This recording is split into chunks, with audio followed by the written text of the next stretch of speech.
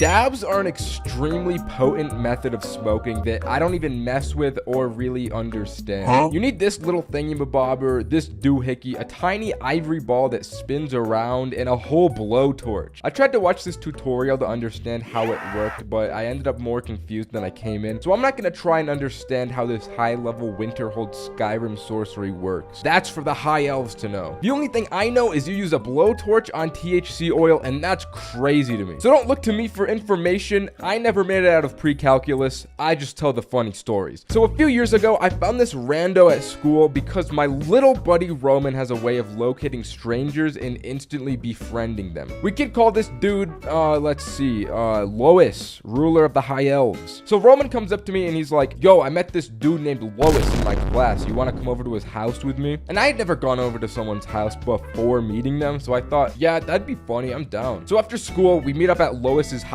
and enter this nice, massive home. After we came through the door and met him, he mentioned that tonight was going to be an epic, no parents are home, we can do anything we want type of deal. So we popped off and he led us into his bedroom. As soon as we entered his room, it reeks and there's garbage everywhere. Bro's room was completely different from the rest of the house. He had clothes all over the ground and probably like food crumbs in his bed sheets. But the most bizarre thing he had was an open bag of coffee beans lying on the ground under his desk. I asked him, bro, why do you have an entire whole thing of coffee beans in your bedroom? And he explained to me how when his parents make him go to bed at night, he likes to secretly stay up and game. But when he gets too tired, he swallows the beans whole with some water because he doesn't know how to use a coffee machine. And that was the first red flag that we were in the presence of an actual sociopath. And then he wasted no time to instantly pull out the entire dab rig. So you guys ever smoked dabs? And to be honest, neither of us really even knew what dabs were at this point, but we didn't say all that. We were just like, nah. And then this kid proceeded to pull out one of those wax weed pens and a syringe. He opened up the pen, extracting out the wax with the syringe and squirting it into the dab machine. And I feel like there's no way this can be good for you. You're definitely not supposed to use pen wax for dabs. I'm sure there's some chemicals in there that would make you grow a third arm and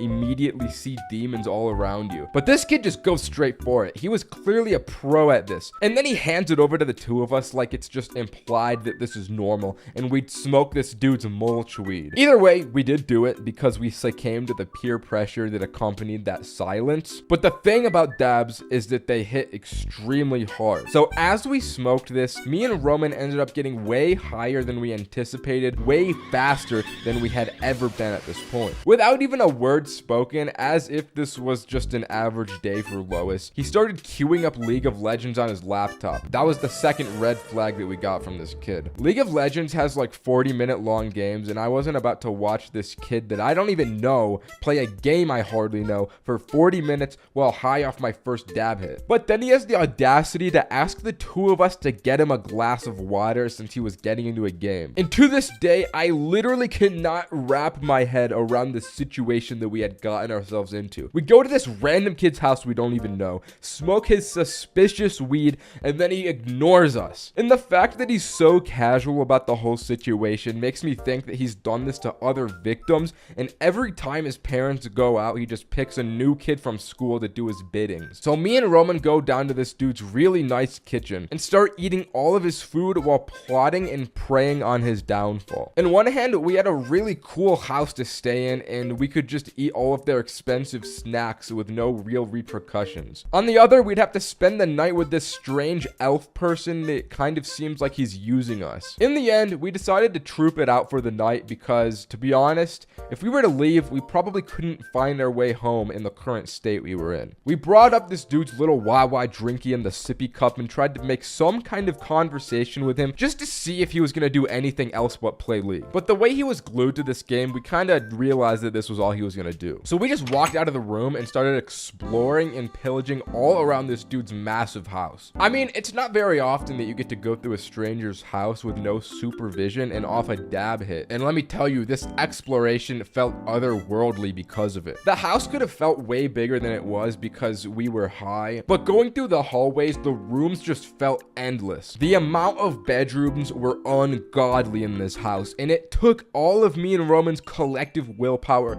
to not steal their belongings. It was like getting into the loot vault in Fortnite night and resisting the urge to take a golden scar. We eventually found what seemed like a family computer room, so we decided to set up camp there. We migrated back to the kitchen to get our yummy snacks and came back with a massive load of epic foods. We kind of just played random games on this dude's computer for a few hours, and the whole time this kid did not come looking for us. We set an hourly alarm to routinely check on the kid just to see what was going on with him, but he was literally just playing League all night. Multiple hours passed of this, and it got to the point where we entered ungodly hours of the night and we just wanted to go to bed. But this dude was completely unwavering in the face of the tiredness. He was gaming all night. This went on for so long, we just started to theorize this kid forgot we were in his house. But we didn't want to go to bed because it felt weird to just sleep in a stranger's bed. So we conducted a plan to sneak out of the dude's house undetected. We called our friend Adam to pick us up a few blocks down from the house, and on our way out, we stole a bag of Cool Ranch Doritos and tactically shut the front door behind us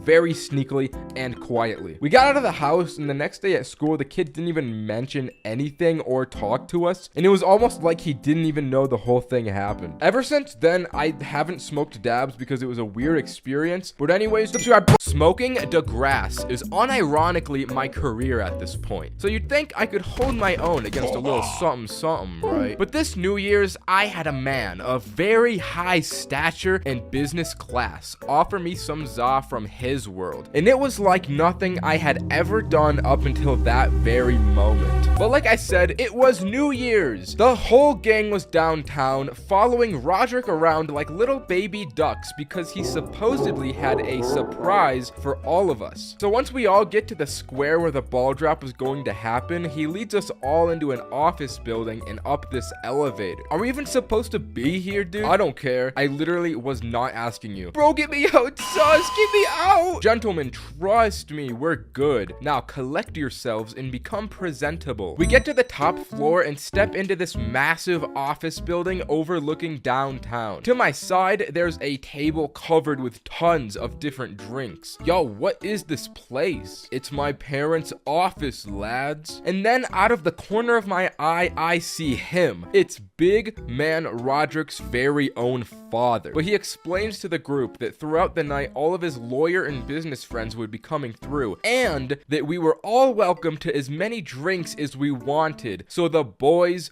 go feral. Let's go! Hey, give me that. Thank you. You want my vape, bro? All right. Oh, God. I miss her. I miss her, bro. You know, sharing always makes me feel better.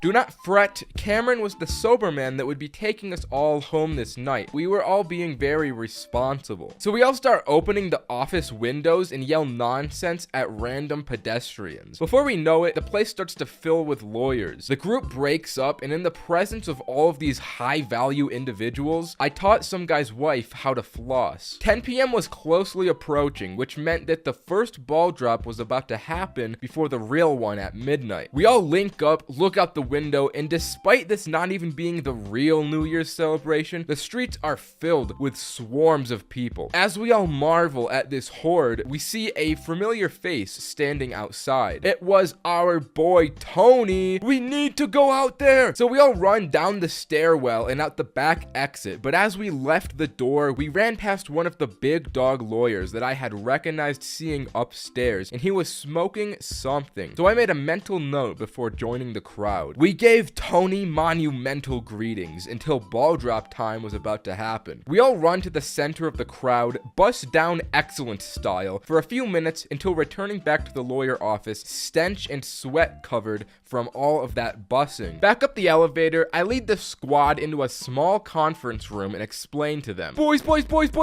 I think there's weed on the premises. I want to get my hands on it before the real New Year's event happens. So we start scouting around the office looking for the guy I had seen earlier. We ended up finding him still at the same spot prior, and as we walked out, the legend offered us some. So we all, minus Cameron, smoked with this lawyer, and before it really hit us, it was quite chill. So once we had our fun, it was back up to the office to devour the sandwich rolls and prepare for battle at midnight. Roman and Roderick start devouring every last crumb like savage berserkers, but I'm feeling a little differently. Yo, guys, that lawyer stuff is really hitting diff right now. How do you feel? I'm gonna go to that conference room again. So I'm sitting in the conference room alone. On the floor, I find a bunch of strings and start assorting them from longest to shortest. These two women walk into the room like, what are you doing? I'm playing with strings to stay alive. And that's all I remember out of that interaction. There was this dude that also came in as well, and he talked to me for like 5 minutes, but I have no memory of a word he said. Eventually, Cameron and Adam came into the room. Bro, we lost Roman and Roderick. Lamau. Do you need to go home, dude? Yeah. Alright, bro, we'll try and call them. And about 18 phone calls were made to Roman's phone, and not one was answered. Cameron and Adam decided they'd face the New Year's storm out in the streets to look for the two, while I stayed up in the office, so they moved out. It didn't take long for me to get bored of sitting in this conference room, so I get up and leave to look out the window and watch the ball drop from there. As I'm staring out this window, I eventually do see Roman and Roderick out there going crazy in the square. I watch them for a few minutes until Roderick walks away to get drinks from a bar or something. So Roman's out there all alone. Then there's this big middle-aged dude pushing his way through the crowd of people for I don't know why. Roman was in big man's trajectory, so once he eventually shoves Roman shoves him back. And then this dude punches Roman so hard that he falls to the ground and the police detain the unhinged big man. After seeing that, I thought, well, I should let them know I found Roman. So I walk down calling Cameron, telling him to meet me at the office entrance. As the both of us link, it's about a minute until New Year's, and everyone around us is going bananas, so we just stay put not to lose each other. Once midnight struck and the ball dropped, I just stared up into the sky completely unmoving and honestly feeling nothing. That za had me a stoic. So where's Roman? I lost him. Damn. Okay, well, I'm just gonna take you home, bro. You're clearly sloshed. I'll find them later. So my handsome little savior drives me back to my place. I get inside, and as I'm taking my stuff out of my pockets, I realized I still have Roderick's vape, but I didn't care and instantly passed out. And if you want to know what happened with Roman after this dude punched him and what went down once I left, you're gonna have to wait 3 months for when Roman makes his own video, because I don't know what happened. Boo-hoo. Okay, that's the story. Subscribe. Bye. You know the drill. I get dangerously high by myself, track everything I do on my notes app, and tell the story of the actual brain-rotting activities I get up to. But this time, there's a little twist. Before I got high, I texted my boys group chat to ruin me tonight. They could call me, text me, or just send whatever heinous dung they can at any time throughout the night that would mess with me or just make a funny moment. So here's what happened. After eating my special gummies, the first thing I wrote down in my notes was watermelon with no melon. I guess I found this video so impressive I just had to share it. Anyways, let me set a scene for you. As the gummies came into effect, the first thought I had to myself was, I want my big Oreos. So I walk myself downstairs into my dimly lit kitchen, fill my favorite coffee mug with warm milk, and start solemnly munching on these porcelain big Oreos, one intimate bite at a time. As it turns out, I only had 3 Oreos in my bag, which left me with a real problem. I got no more Oreos, but so much milk. Without thinking, I trotted up from my seat, walked over to my little tree, and poured my milk into the soil as if it was water. It took me a minute to mentally process that I had given a tree milk until it finally hit me. Wait, no. Trees can't have milk. That's my favorite tree. What have I done? In tears, I frantically search on Google. What happens if a tree drinks milk? After a long search, I learned that milk is actually good for plants. Not just milk is good, but spoiled milk is too. It's actually a good way of making bad milk useful, so that was kind of interesting. Now I'm sitting here thinking about milk. I can't fully explain the thought process behind this moment, but I brought my ass over to YouTube and searched top 10 milk. And just watch this. Why is it so loud? Why would this be the intro to top 10 milk? Anyways, the first milk was Safeway, which isn't even milk, it's a grocery store. But I used to work there, so I commented, so helpful, plus I love Safeway. This comment was a little premature though, because after giving such praise 10 seconds into the video, I decided to skip to the end to see what is the world's greatest milk. This was a terrible mistake that turned all my praise into pure unadulterated rage. They said the best milk is Borden. Are you joking? You have to be smoking crack to genuinely believe Borden is the best milk there is. So rationally, I replied to my original comment with a nasty and hateful reply. As I hit send on the comment, my messages start getting spammed with a constant influx of this deranged dog image coming in from 5 separate people. There had been an organized attack on my iPhone messages, and the dinging wouldn't stop until I got a phone call from someone with no caller ID. I pick up the phone. Hello? And this is exactly what I heard back.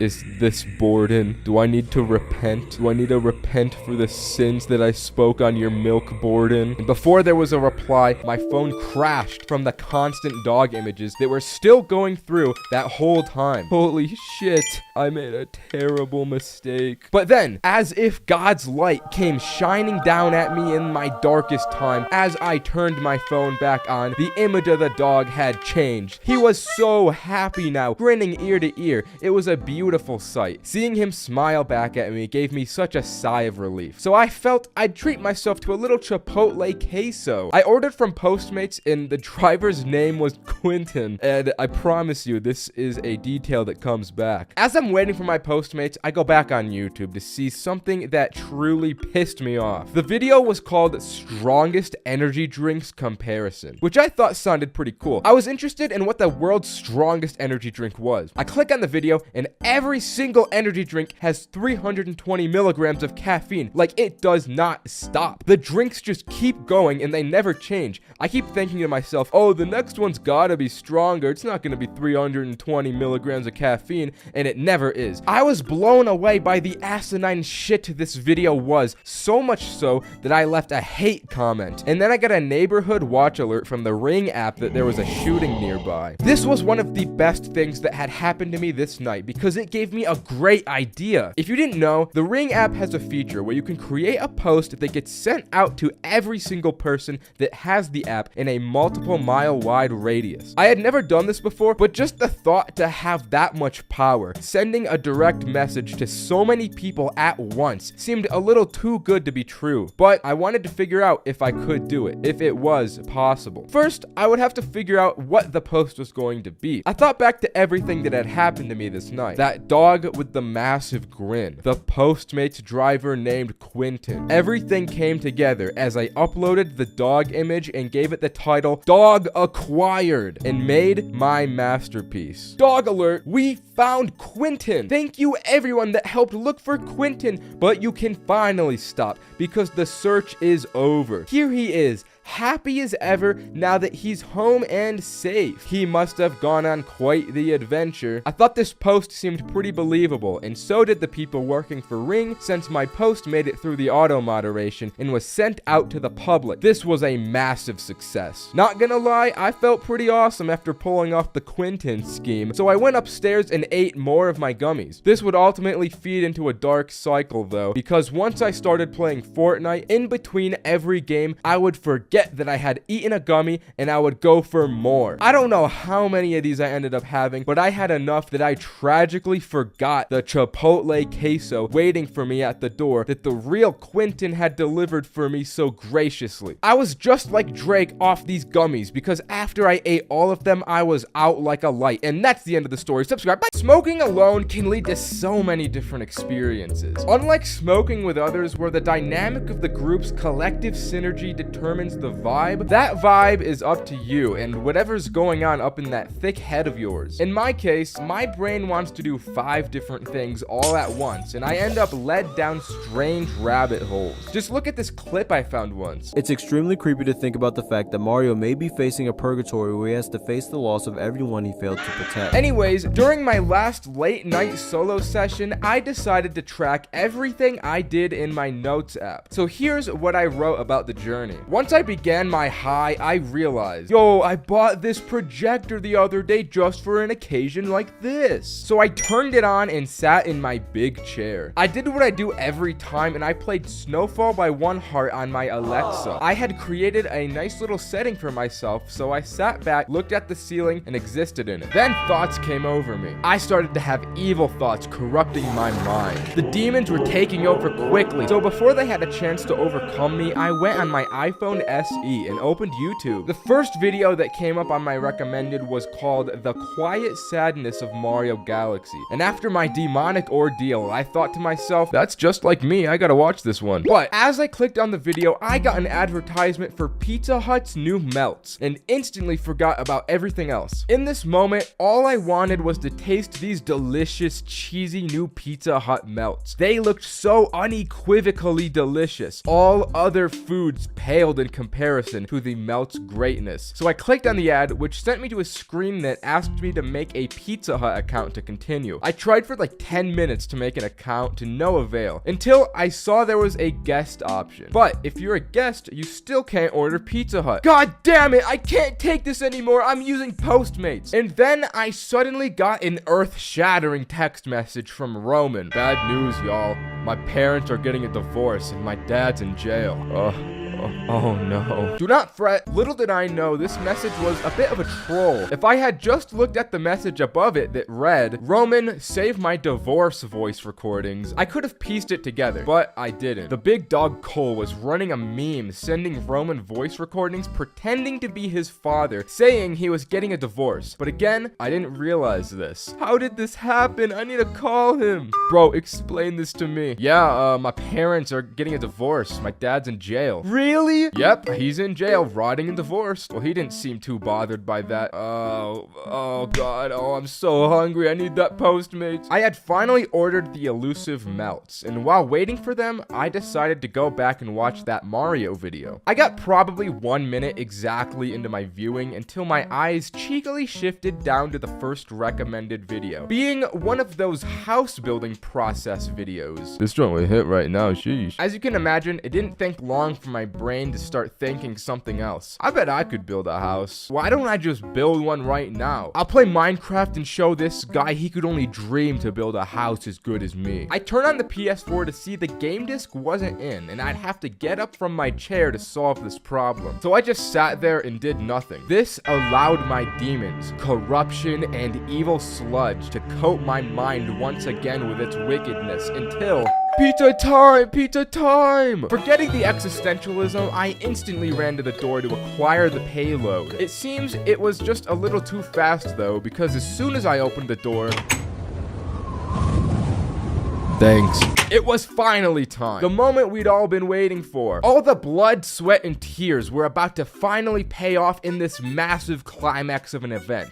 This looks so good. Holy. I took the first bite of the most heavenly food on the face of the planet. It was exactly what the commercial had promised. This melt was quite literally busting in my mouth with every delicate and cheesy bite I took. I devoured the entire thing in roughly 1 minute on my beast mode savagery and then threw myself back into the big chair. I was finally determined this time to finish the Mario video. I wasn't about to let anything stop me. So as I unlocked my phone, I saw it was still on that house making video and I remembered Minecraft was waiting for me. But this time I was changed. After devouring such a great melt, I was feeling formidable and brave enough to get up and put Minecraft into the PS4. I perfectly executed the operation, loaded up a new world, and after 20-something minutes, I made myself the most generic wooden plank house imaginable. Feeling pretty good about this, I opened opened my phone again, disliked the house building video in an act of ownage and deviosity. Then I got back to my Mario video. Realizing how awesome I was, I felt I couldn't fully relate to the themes of this video as well as 30 minutes ago me would have. But regardless, I watched the whole thing and only paid attention to the visuals and the music since it was all very cute. It was just so nice seeing all of these bright colors and peering into the endless depths of space while listening to the music that by the end of it, I was feeling a tad sleepy. I stumbled my way back to my bed and lay down. As I was falling asleep, I felt as though I myself was drifting through space just like the Mario man himself. It was truly serene. Okay, that's the video. Subscribe. Sleepovers with the boys are sacred moments to see how many boundaries you can get away with pushing, even if it means overextending a bit. It's what makes it fun. This night, Roman, Cole, and I planned to push the 2 ironclad rules amongst the Roman household. Rule 1, no weed. His parents didn't even know he smoked at this time. And 2, no friends over on this particular weekend. We were to not only sneak the weed into his house, but also ourselves. Roman had just got a brand new PlayStation VR headset and we wanted to experience the virtual reality while high, which posed for the riskiest activity of all. You see, this was his family PlayStation, meaning it was right in the middle of the living room, so we had to move at night when the family sleeps. Me and Cole stake outside for dusk to fall and Roman to give us the word. We had the weed in an airtight seal, a small pipe to smoke it, and some Febreze bottles to kill the smell. Eventually, we see the front door open. Roman gave us the signal and we slowly enter his house to not make a sound. We all make our way upstairs, walking past his parents' bedroom to get to our safe haven, Roman's bedroom. Objective 1 was complete. Now we had to complete objective 2, smoke the gas. So how are we gonna do this, man? I've got a spot. He opens his window and walks onto the roof. The 3 of us get to smoke under the stars as the calm before the storm. A moment of solitude before things take off. Once we're nice and high, we stumble back down to the window, probably almost die, and get back inside. The night was looking good. If we could complete our final objective to play VR, we could call this mission a success. We make our way downstairs and turn on the PlayStation, ready to experience this new world. We didn't want the smell of weed to linger on us, so we spray the Febreze bottle around the living room. But something all wise men know is not to give 3 high kids a bottle of Febreze. Since it's his house, naturally, Roman gets first dibs on VR. But as soon as he puts this headset on, we start spraying him all around with the Febreze and watch him helplessly squirm. Before we know it, we had sprayed the entire bottle of Febreze, and this room was so smelly,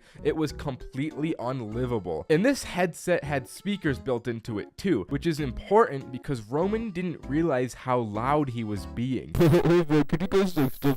He was screaming. We hear a door slam and footsteps coming downstairs. Cole and I had to think fast before whoever was coming downstairs came down and saw us. So me and him run into the closet. Roman has no idea we left him behind because he can't see and can hardly hear. So if we tried to communicate to him, we would have just blown our covers. His mom comes downstairs like, "What the fuck is all this noise? And what's this smell?" Roman takes off the headset to see us gone and he knows he's fucked. We have to listen to Roman get yelled at from this closet and the situation is just awkward. But we couldn't concern ourselves with that because we had larger issues. It was inevitable that Roman's mom would take him up to his room, and that's exactly where the weed was. We had to act fast and somehow get from the closet to Roman's bedroom to out of the house without being detected. Luckily, the Febreze came in clutch because it made his mom stand in the kitchen and not the living room. This allowed us to open the closet door and hug the corner up the stairs undetected. We run to his bedroom and get the weed and we're like, what in God's name do we do now? We couldn't go out the front door. The only escape was through his window and onto the roof. Me and Cole sit out here just talking about how fucked Roman is. Alright, as long as his mom doesn't see us or the weed, we should be good. But what are we supposed to do? Just sit up here all night? Well,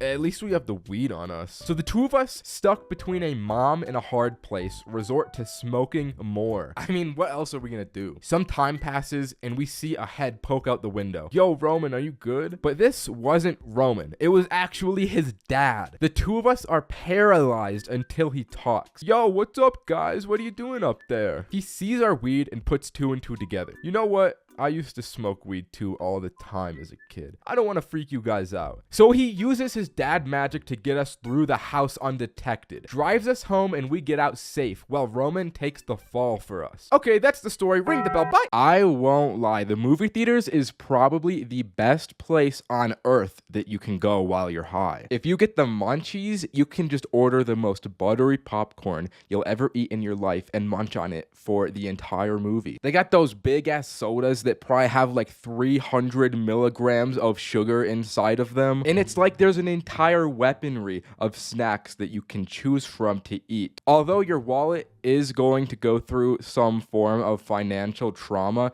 I didn't say it was the most cost-effective place on earth, did I? You just have to get through the process of ordering the food, which admittedly is difficult to do while you're high. But once you get into the movie theater room, it's so nice and dark that after 5 minutes pass, you kind of just forget that you're in a public scenario. And the best part is if you're in a good movie, you'll probably just forget that you exist in your entirety. You'll be so invested in whatever you're watching, you're gonna start feeling like you are in the movie, experiencing it firsthand. There's different levels to being high and watching movies that you can be in. If you're just kinda high, you're gonna just feel like you're a little more interested in the movie. If you're pretty high, you're gonna start feeling like you're in the movie. But if you're baked out of your mind, you will feel like you are the movie. My first time going to the movie theaters high, I saw Dragon Ball Super Broly,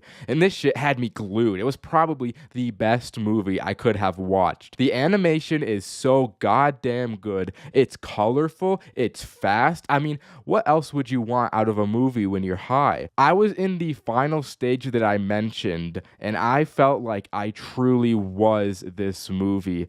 I felt like I was Goku. When he screamed, I felt that adrenaline rush. When he powered up into a new form, I felt like a new man. And at that part where he gets his fucking head dragged through an iceberg, I felt the pain alongside. Now, of course, this is all happening in my head. In actuality, I was probably just not moving a muscle with my mouth agape the whole time. I'm sure I was probably drooling, bro. I was only mentally Goku, but physically, I was probably just brain dead. Once you come out of the movies, you feel like a different person. Something deep in your soul changes.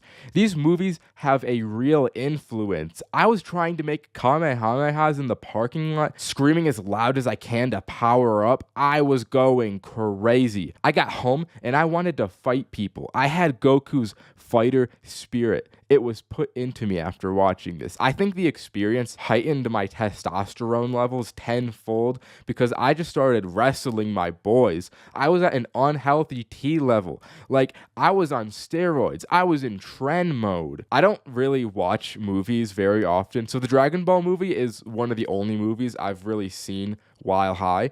I imagine watching movies high most of the time does not turn you into the killer monster I was this day. I imagine most times it's pretty chill, but not in my case. I have a very limited handful of experiences to base my judgment off of. So as for where it stands right now, watching movies high just brings out the evil in me. And it's not all sunshine and rainbows either, because at the end of the day, I ended up throwing up into the toilet. I guess all the literal shit I consumed in the theaters mixed with the strenuous physical activity was not good for my body. So be cautious of that. It's very easy to overeat your snacks in the theaters, but also maybe it was just the movie. Maybe Dragon Ball wasn't actually the best movie to watch while I was high. College dorms are terrible. I'd rather sleep on the sidewalk than be in the living conditions these places put the students through. My college is just horrible. I could go on about this for a while. But on campus, there was one dorm that was actually livable, and that's the honors dorm. I won't lie, my high school performance was not good. But during my freshman year of college, I got put into the honors dorm for weird COVID reasons probably. But I didn't complain. I didn't choose to be born God's favorite. This was the first time I had full independence too. I mean, everyone did. This is just what you do. You smoke in the college dorm. Even the honors kids were doing it. It's crazy. So it's one of the first months of college, and I'm at this little get together at some other dude's dorm. I don't know who was there. I hardly remember these people, but there was one guy that's important, and that's my main man, Adam. We were smoking, drinking, doing all that, but there was hardly anything happening. It was like a 7-person get together just watching 2 guys play Call of Duty. So Adam and I are like, this is ass. We got to get out of here and make something happen. So the 2 of us leave the function. And the thing about this dude's place is it's on a different floor of the building than we lived on.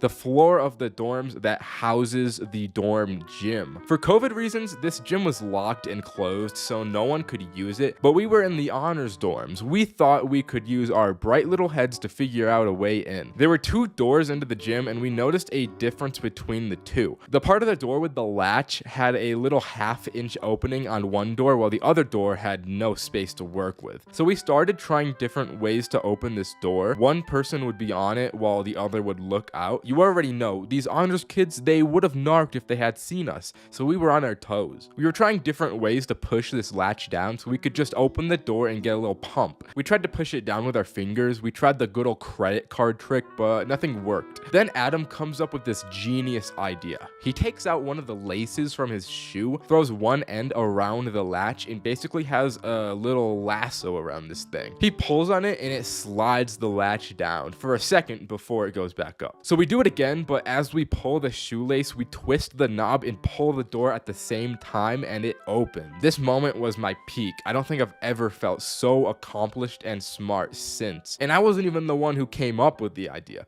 So we get into this little dorm gym, and it feels so unreal. We're all giddy, running around the place. The scary thing though is that the automated lights turned on as we walked in there, but we thought we'd be fine as long as people didn't see us through the door. Before we start using the gym, we run back to my dorm and we come back with a paper towel and some tape. We fold up the paper towel so it's thick enough to be used as a door stopper, and we put some tape around it to keep it there. So we're in the gym getting the pump of a lifetime. You could say we were too high in the gym. Shout out to myself. But after about 10 minutes, we start to hear the door open. There isn't supposed to be anyone able to get into this place. I mean, the doors were locked. And as the door opens, a janitor steps in for some reason. I don't know why he would clean this place. I mean, no one's been in here all semester, but a janitor just decides to walk in at this moment. The 3 of us lock eye contact for a second, and he's like, "How'd you guys get in here?" "Oh, you know, it was just unlocked, man." "Yeah, we saw the lights on, and we just thought it must have opened up." He told us to get out, but I won't lie, I feel like we had a pretty convincing case on our side looking back on it. In the moment, though, we didn't feel so confident. It may have been the weed talking, but we felt so paranoid that they would check the cameras or something and see us. Nothing ended up happening of it, and the little paper towel door stopper was still there, so the 2 of us essentially had created our own personal gym to use any time for the rest of the school year. Okay, that's the story. Bye!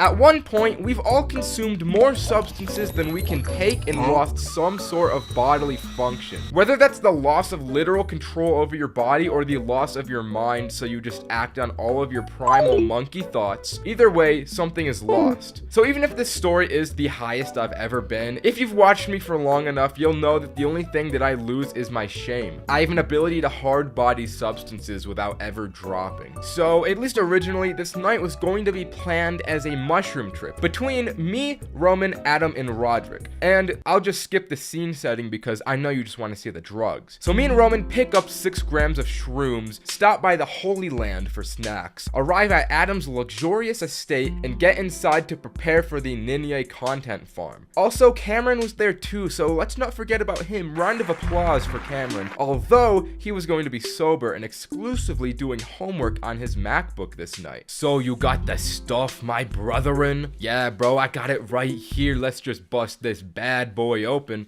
We got gypped. and the plug only gave us 4 grams. So the 4 of us ended up only eating 1 each. Right after eating these mushrooms, Adam, Roderick, and Roman ran off to probably smoke, but me, I'm more reserved than that. I made the respectable decision to stay back and help Cameron with his homework. And it wasn't because I like him or anything. So me and him bust through a good chunk of these questions until these words start to become a little hard to read. And these mushrooms are making my belly feel a little queasy. Those 3 goons that left before bust through the door and instantly and simultaneously start explaining how the mushrooms feel to Cameron for some reason. It's really cool, bro. It makes me feel really cool. Yeah, it's awesome, bro. It feels superfluously awesome. It makes me feel alive. It makes me want to take someone's life. In between my upset tummy and the juxtaposition from solo Cameron time, it felt like I got punched. Boys, I want to do homework right now. Frick you, bro. Fuck off, bro. What are you talking about? I was being bullied. You know what? I'm gonna go to the bathroom. Oh my god. Despite us all having just 1 gram each, they were enough. These were some strong guys. As I had that moment to myself and overcame the queasy, I left the bathroom and everyone was gone. Although, I heard faint music from the porch. As I walked out, I see these 4 are smoking a big dog style cigar in the snow outside, and Cameron was making beats in Logic Pro. Ooh, there's the big homework, baby. What'd you do in the bathroom, bro? Put a diaper on? Did you put a diaper on in the bathroom? Fug homework, bro. Check this out. This was my snapping point. My friends were relentlessly bullying me, and I had to do something now to redeem the great Ninye name I was known for. Give me that cigar, boys. Check this out. Damn, bro, you're not supposed to inhale it. This didn't exactly hit the way I thought it would, but in this moment, a shining opportunity presented itself. Who wants weed, boys? So all of us, minus Cameron, scurry our little feet downstairs, into the garage, and hop in Adam's classic weed Porsche. Adam pulls out the big dog bong, and I knew this was the time. This was the moment I would fully redeem my stained legacy and go down a legend. I got handed the bong first, and as I held it, all my memories flashed through me like visions. When Roderick called me a homework baby, when Roman said I wore diapers, it would all be sanctified in this moment. I lit up, and as I'm sucking on this bong, I don't let go. I take the biggest bong rip of my life until my lung capacity can't take a single more milliliter of smoke. As I exhaled, the entire car is filled with smoke, and I'm coughing like Walter White. This shit hearted. Afterward, I just lay down in the back of the car while my body recovered. The bong was passed around a few rotations, but I couldn't take any more, so I just waited until we all finally got out. And once I stood up, I realized how high I was. So as we all stumble back to the bedroom, I go up to Cameron and I ask him, "Bro, let me see the laptop, bro." I had a golden joke cooking. I sit down with Roman in an attempt to open Google Images, search for Patrick Bateman, and my joke was gonna be that I said that was Cameron doing his homework. But I only got to search Patrick in the search bar before I hit enter, which brought up Patrick's star, which had this image from an Amazon link to a Funko Pop that the 2 of us found a lot funnier than the original joke would have been. But then I took it further by clicking on the image, bringing me to Amazon where I bought it. I bought the Funko from Cameron's laptop on his account with his card and shipped it to his parents' house. I was on fire. I was in my element here. Then Adam brings out the vodka and I'm chugging that thing like a Division I football player. Then Adam brings out the canned wine and I'm chugging those things like a Division I football player. I had completed the holy trinity of substances: earth, water, fire, but I was missing air. And I don't normally do this, but I start ripping Roderick's vape. And with all these substances combined into me, I was just like Avatar Aang. I guess my mind was still on SpongeBob because I really wanted Cameron to play the outro song from SpongeBob on his MacBook. But the video Cameron brought up wasn't just the SpongeBob outro. It was, I put the SpongeBob outro over the end of humanity. And as soon as this video came up, I had another golden bit to come to me. One that would even top the Funko Pop one. Cameron, hold your laptop up so that everyone can see. Boys, this video is something I've worked very hard on over the past few years, and I'm so happy to finally have it come to fruition. You didn't make that, bro. That's a YouTube video. They want you to believe that. But let me continue. As you know, my YouTube channel has grown at an extremely fast rate recently, and I wanted to celebrate the monumental achievement of 200,000 subscribers with a celebration that's fitting. So I've planted 200,000 bombs across New York City, and what you're seeing now is live drone footage broadcasted from my channel. But it's not just New York. The more subscribers I get, the more bombs I plant, until even we are engulfed by fire and explosion. It's just my way of saying thank you for all of the support I've received thus far. As you can imagine, that bit killed it. I could confidently say that my name was saved from the disaster of earlier that night. I walked out of the room and into Adam's library, basking in glory. Like I said, he has a luxurious estate. He has a library. And still vaping, I sit on his oversized reading throne until I passed out for the night. Okay, that's the story. Subscribe. Bye. I've mentioned how getting high at school can be stressful, but getting high at work is just fucked. I mean, at school you just have to be quiet and keep your head down and hope nobody notices. At work you actually have to do work, so the difficulty and the risk factors are way higher in my opinion, especially if you're working in some kind of retail job, because then you got to communicate with other human beings. In my case, I served my time as an honorary Safeway employee, and the job made me want to kill myself. I swear, human beings were not built for the 9-to-5 minimum wage grind. These jobs will just suck the goddamn soul out of you like no other. If I didn't smoke at work, I would have gone bananas. Now, I've smoked a good few amount of times while at work, but there was one particular day where I got a little confident in my ability and smoked too much. I had an 8-hour shift ahead of me from 2 to 10, where I had to alternate each hour from sweeping and cleaning. The thing about these days is that they were by far the easiest days on the job, hence the overconfidence. I got to work, started smoking, and clocked in. And the beginning of my shift went pretty well. I was sweeping like a king. I was cleaning like a king. Eventually, the monotony got to me after an hour or so I smoked a little more. Almost instantly, I knew I smoked a little too much. I'd be going around to each of the store's little departments, forgetting if I had cleaned them or not. I'd be sweeping every other aisle without realizing I was. It was bad. Eventually, once I got to cleaning the bathroom, I just locked myself in there and sat on the toilet to collect my thoughts. Alright, I'm obviously way too high right now to do my job. What can I do about this? Well, I could eat food, but then I'd have to wait until my break. Or I could just sneak a little treat. I need to find a way to avoid work. I think letting time do its thing is the best play here. So I left the bathroom with this plan to finish my cleaning and then just hide in the break room until the next hour came and I had to sweep. As I was walking through the store, I walked by the bakery and those goddamn donuts were just enticing to me. I couldn't resist the urge to just take a donut, but I didn't think any further past that. So I grabbed the donut, but I couldn't eat it because people would see that I was eating the donut and stealing it. So quickly, I thought up the idea to just shove the donut into my pocket and then I would eat it once I got to the break room. I went on to do my job, but then I saw my manager approach me. Oh fuck, she knows I'm high, bro. She knows I'm high. She knows about the donut too. It's all over. I'm gonna lose my fucking job. Excuse me, but Jared told me that you didn't clean the toilet. When I had went into the bathroom earlier, I forgot to clean it, and this goddamn guy Jared narked me out. Oh, my bad. I'll go and do that now. Then I had to go back to the bathroom and watch Jared teach me how to clean a toilet. I was just watching this man filled with real, unfiltered primal rage. See, man, you just gotta put a little elbow grease into it just like this.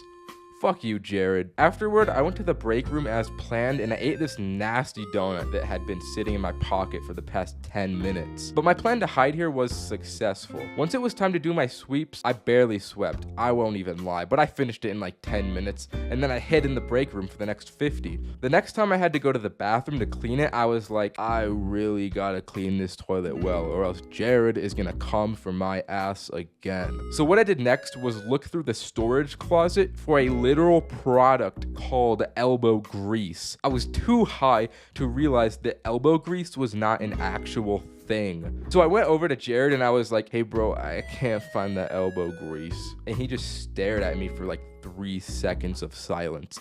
And then I saved it and went, I'm joking.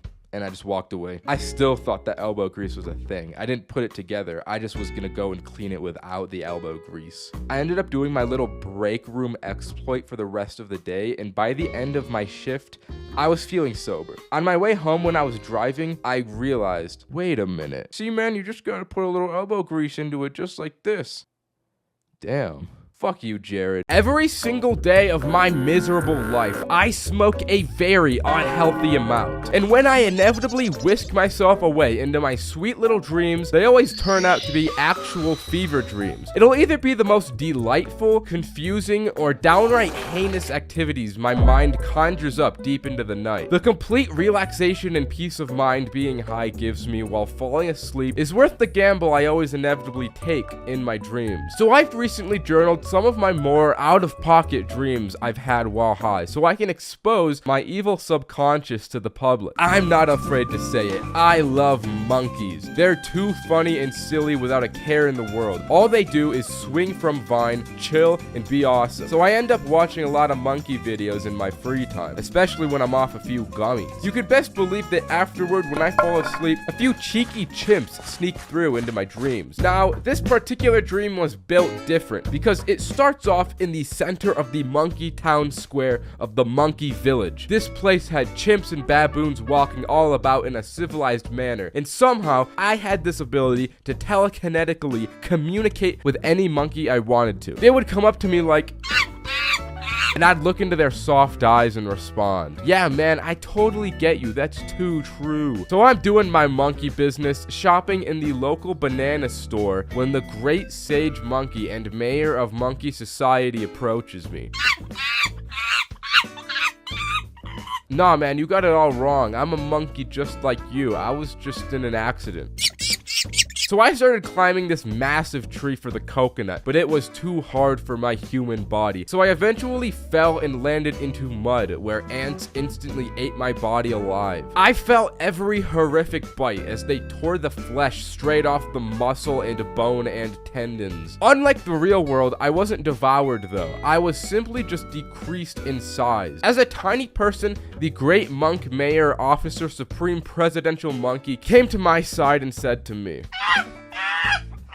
I had never felt such disappointment in a chimp's eyes. Then I was quickly thrown into a trash can. It was an abrupt ending, but I mean, these are just dreams. I can't help what happens. Now that was a little dark, so let's lighten the mood. So I keep having dreams about prison. Whenever I go to bed, I more often than not dream I'm in a jail cell locked behind iron bars. This particular high-induced prison dream was a little different than the other ones I've had because it was also completely lucid. I had full control over my thoughts and actions. And for some reason, I was in an all-female prison, despite being a large, smelly man. I vividly remember the first thought I had to myself being, I gotta rizz up these prison ladies, sheesh. Then grabbing the bars containing me with my huge arms and ripping them out of the walls one by one. Despite being aware it was a dream, I lost all control. As soon as I stepped out and all these fine dames laid eyes on me, I knew what was about to happen. One by one, each of these women slowly approached me. And right before it was about to get epic, I woke up into a sleep paralysis episode. I was laying in my infested bed as I remember it, but I couldn't move my bones or muscles. Then shadow people started to move out of the closet and slowly approach me. It was just like my dream prior, except that instead of hot babes, it was horrific eldritch underworld demons that probably wanted to kill me. me. They stood over my lifeless husk of a body, and as I looked them in the eyes, they just looked back. I was so scared I would have shit myself if I had bodily autonomy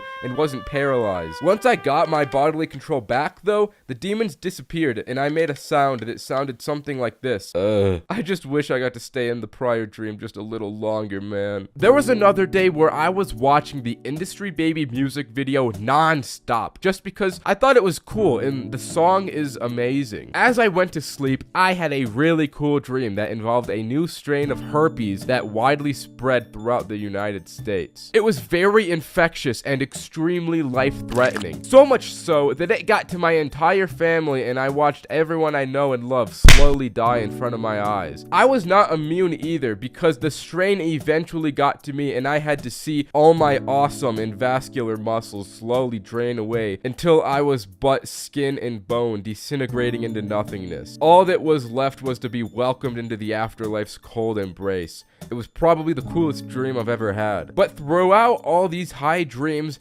my real high dream is to one day eventually smoke weed with Pokemon. I think that would make for a banger video, am I right? Anyways, I was just like Drake these nights because I would get so high I would be out like a light. And that's the video. Subscribe. Being high and alone is something I like. But you know what isn't? Addiction. And if you're watching this video, there's a 99% probability that we share the same addiction. And that's short form content. I go on these jaunts just about every non-consciously waking moment of my life. So this particular night of me being high and alone served to free me of this terrible addiction, because every time I opened short form content throughout the night, I made myself eat an extra edible in an act of hopefully stopping my addiction. But it only kinda worked. Here's what happened. Right off rip, after eating this gummy, I cleaned my entire house. I was an unstoppable force of cleanliness off these gummies. But afterward, I quickly went back to my addiction. Not YouTube Shorts, I mean gambling. This is gonna be huge. I'm gonna open a freaking case, dude. Holy crap.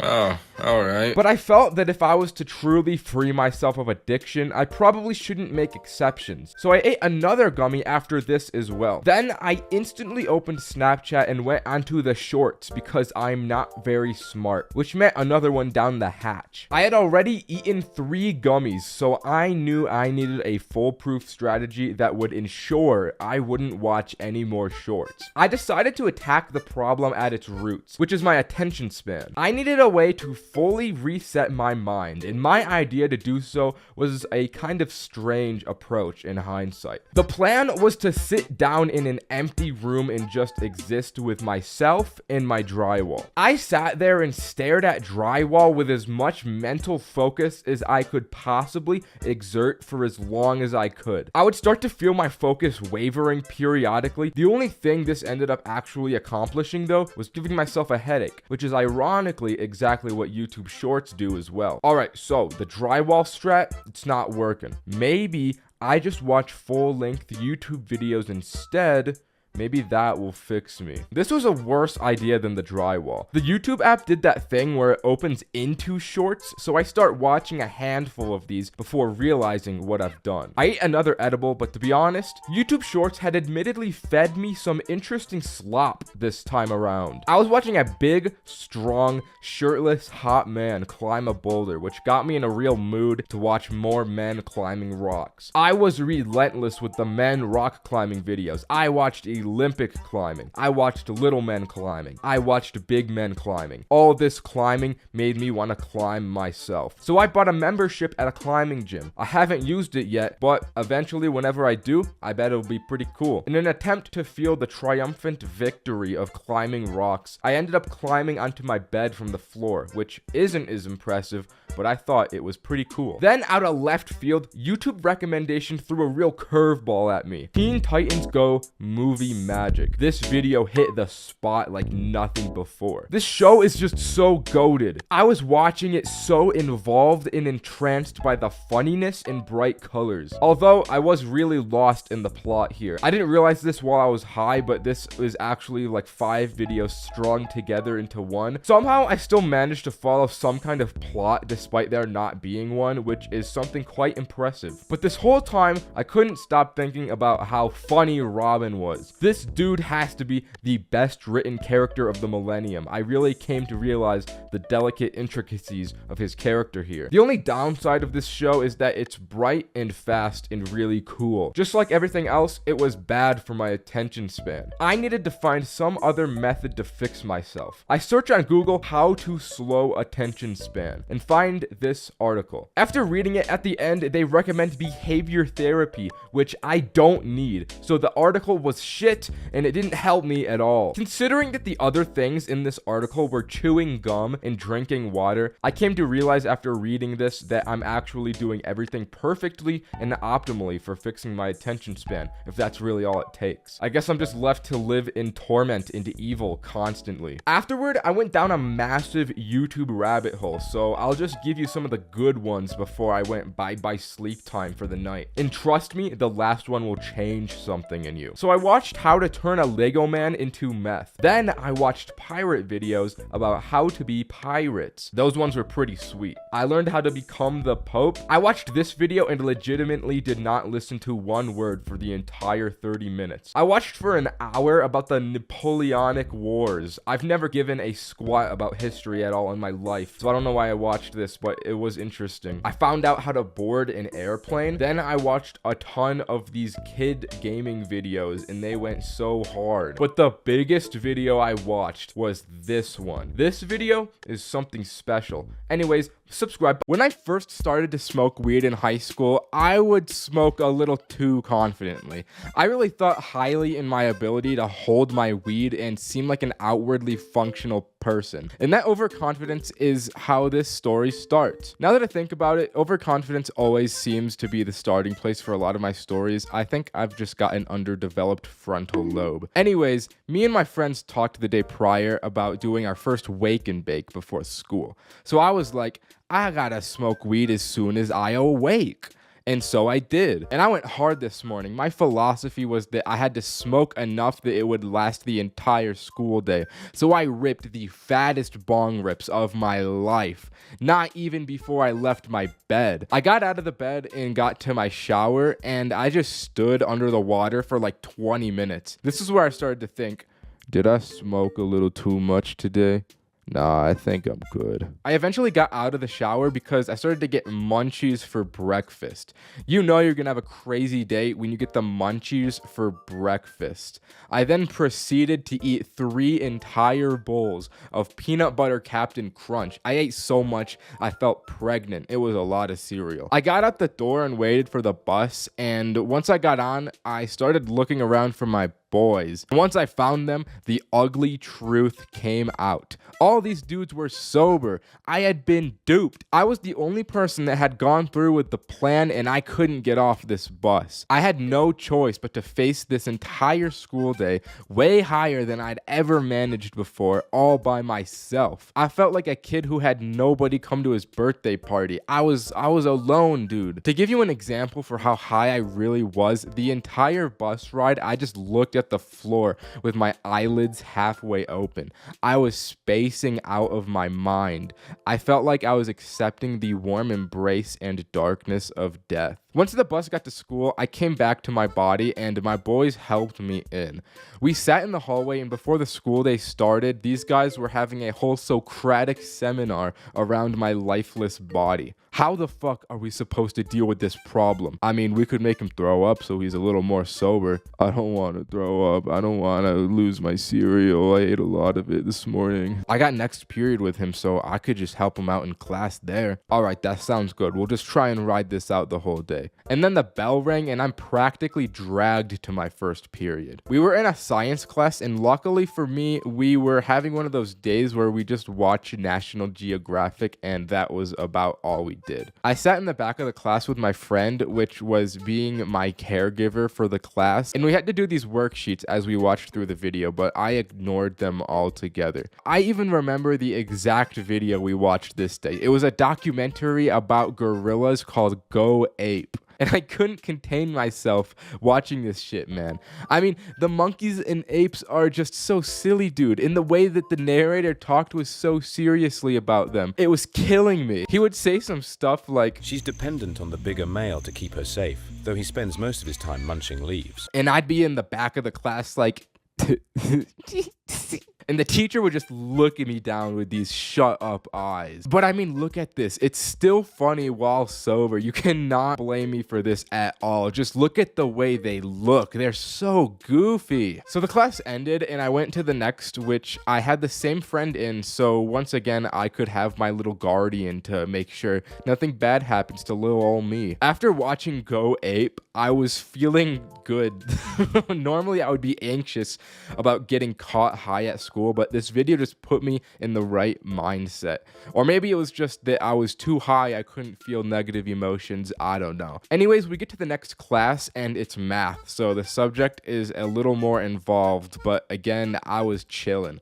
My friend had to carry all of the stress going in here, which I love him for doing. If it weren't for him, I would have been done for. Thank you very much. 20 minutes into the class, I've got to royally poo in the toilet because of all the milk I drank this morning. So I raised my hand and the teacher is just ignoring me. And in all this time, the anticipation builds in my head for how I'm going to communicate that I need to go. I just decide this anticipation doesn't feel good. So I get up and walk out of the class. I do my business, and as I'm walking out of the bathroom, some kid is approaching me that the teacher had sent to go and get me. You gotta go back to class, man.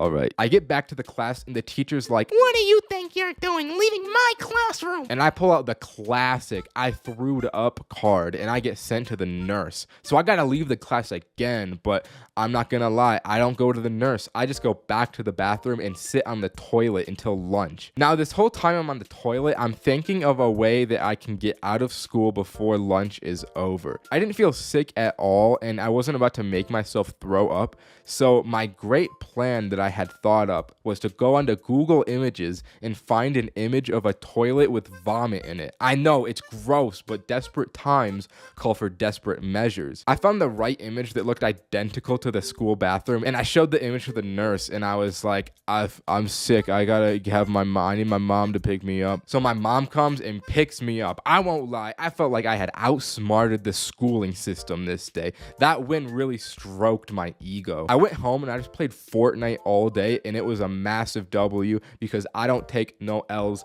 ever. I imagine my friends that day were pretty confused because I had just disappeared. You know, they eventually found out. All right, that's a story. Bye-bye.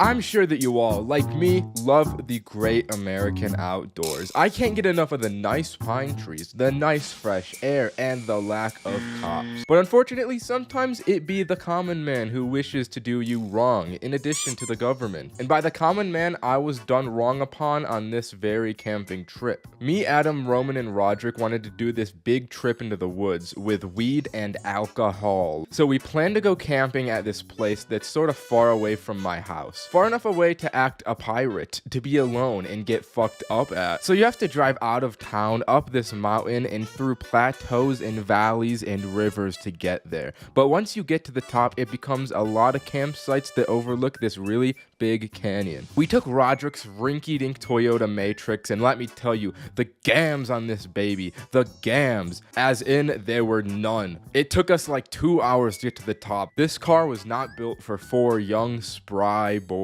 going uphill. Once we finally made it after sweating in this no AC heat box, there was this fucking tree blocking the road we wanted for the campsite. So we moved that shit, like bam, like out the motherfucking way, bitch, blunts in mouth. So we get done being hot and we throw this tree, pull the car along the road, and make it to the campsite. It's all downhill to our left because the campsite washes out in the cliff drop. But we set up the tent and there's this beautifully constructed fire ring of high rocks that's right next to the edge. We set up the chairs and start working. Me and Roderick get the great Roman brought the skillet to rest on top.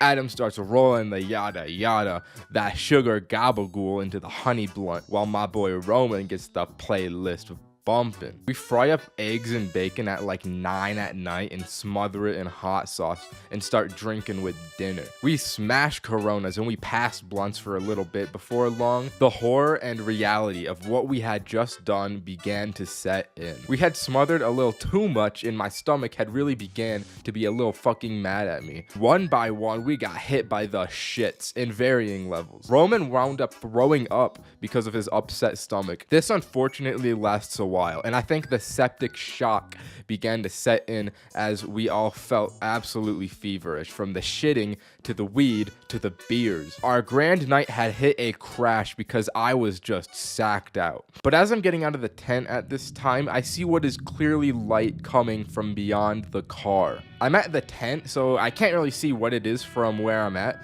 So I walk a little closer to see what it was. It's 5 flashlight beams walking in this cloud of light along the road. And if I wasn't gonna shit before, I was gonna shit myself now. No one in this group was saying anything. It was dead silent. They were coming along the road toward the campsite, and my heart is racing. But I try and be as quiet as I can as I get behind the tent. From behind the tent, I whispered that I saw people with flashlights coming. Roman sits up from the ground and reaches for the car keys, and now we're all sitting up to notice the light all coming closer.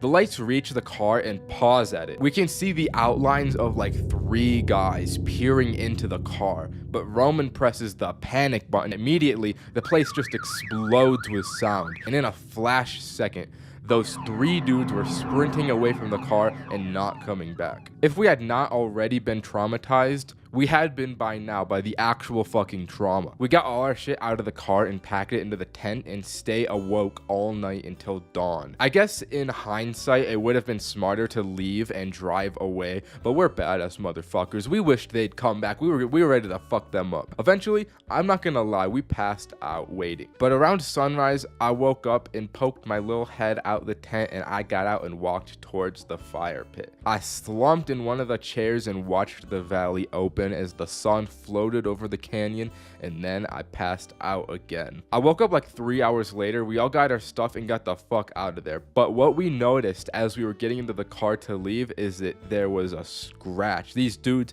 had, I guess, I don't know, keyed the car or something, or maybe it was a knife and they were gonna kill us all. Okay, that's the story. Bye.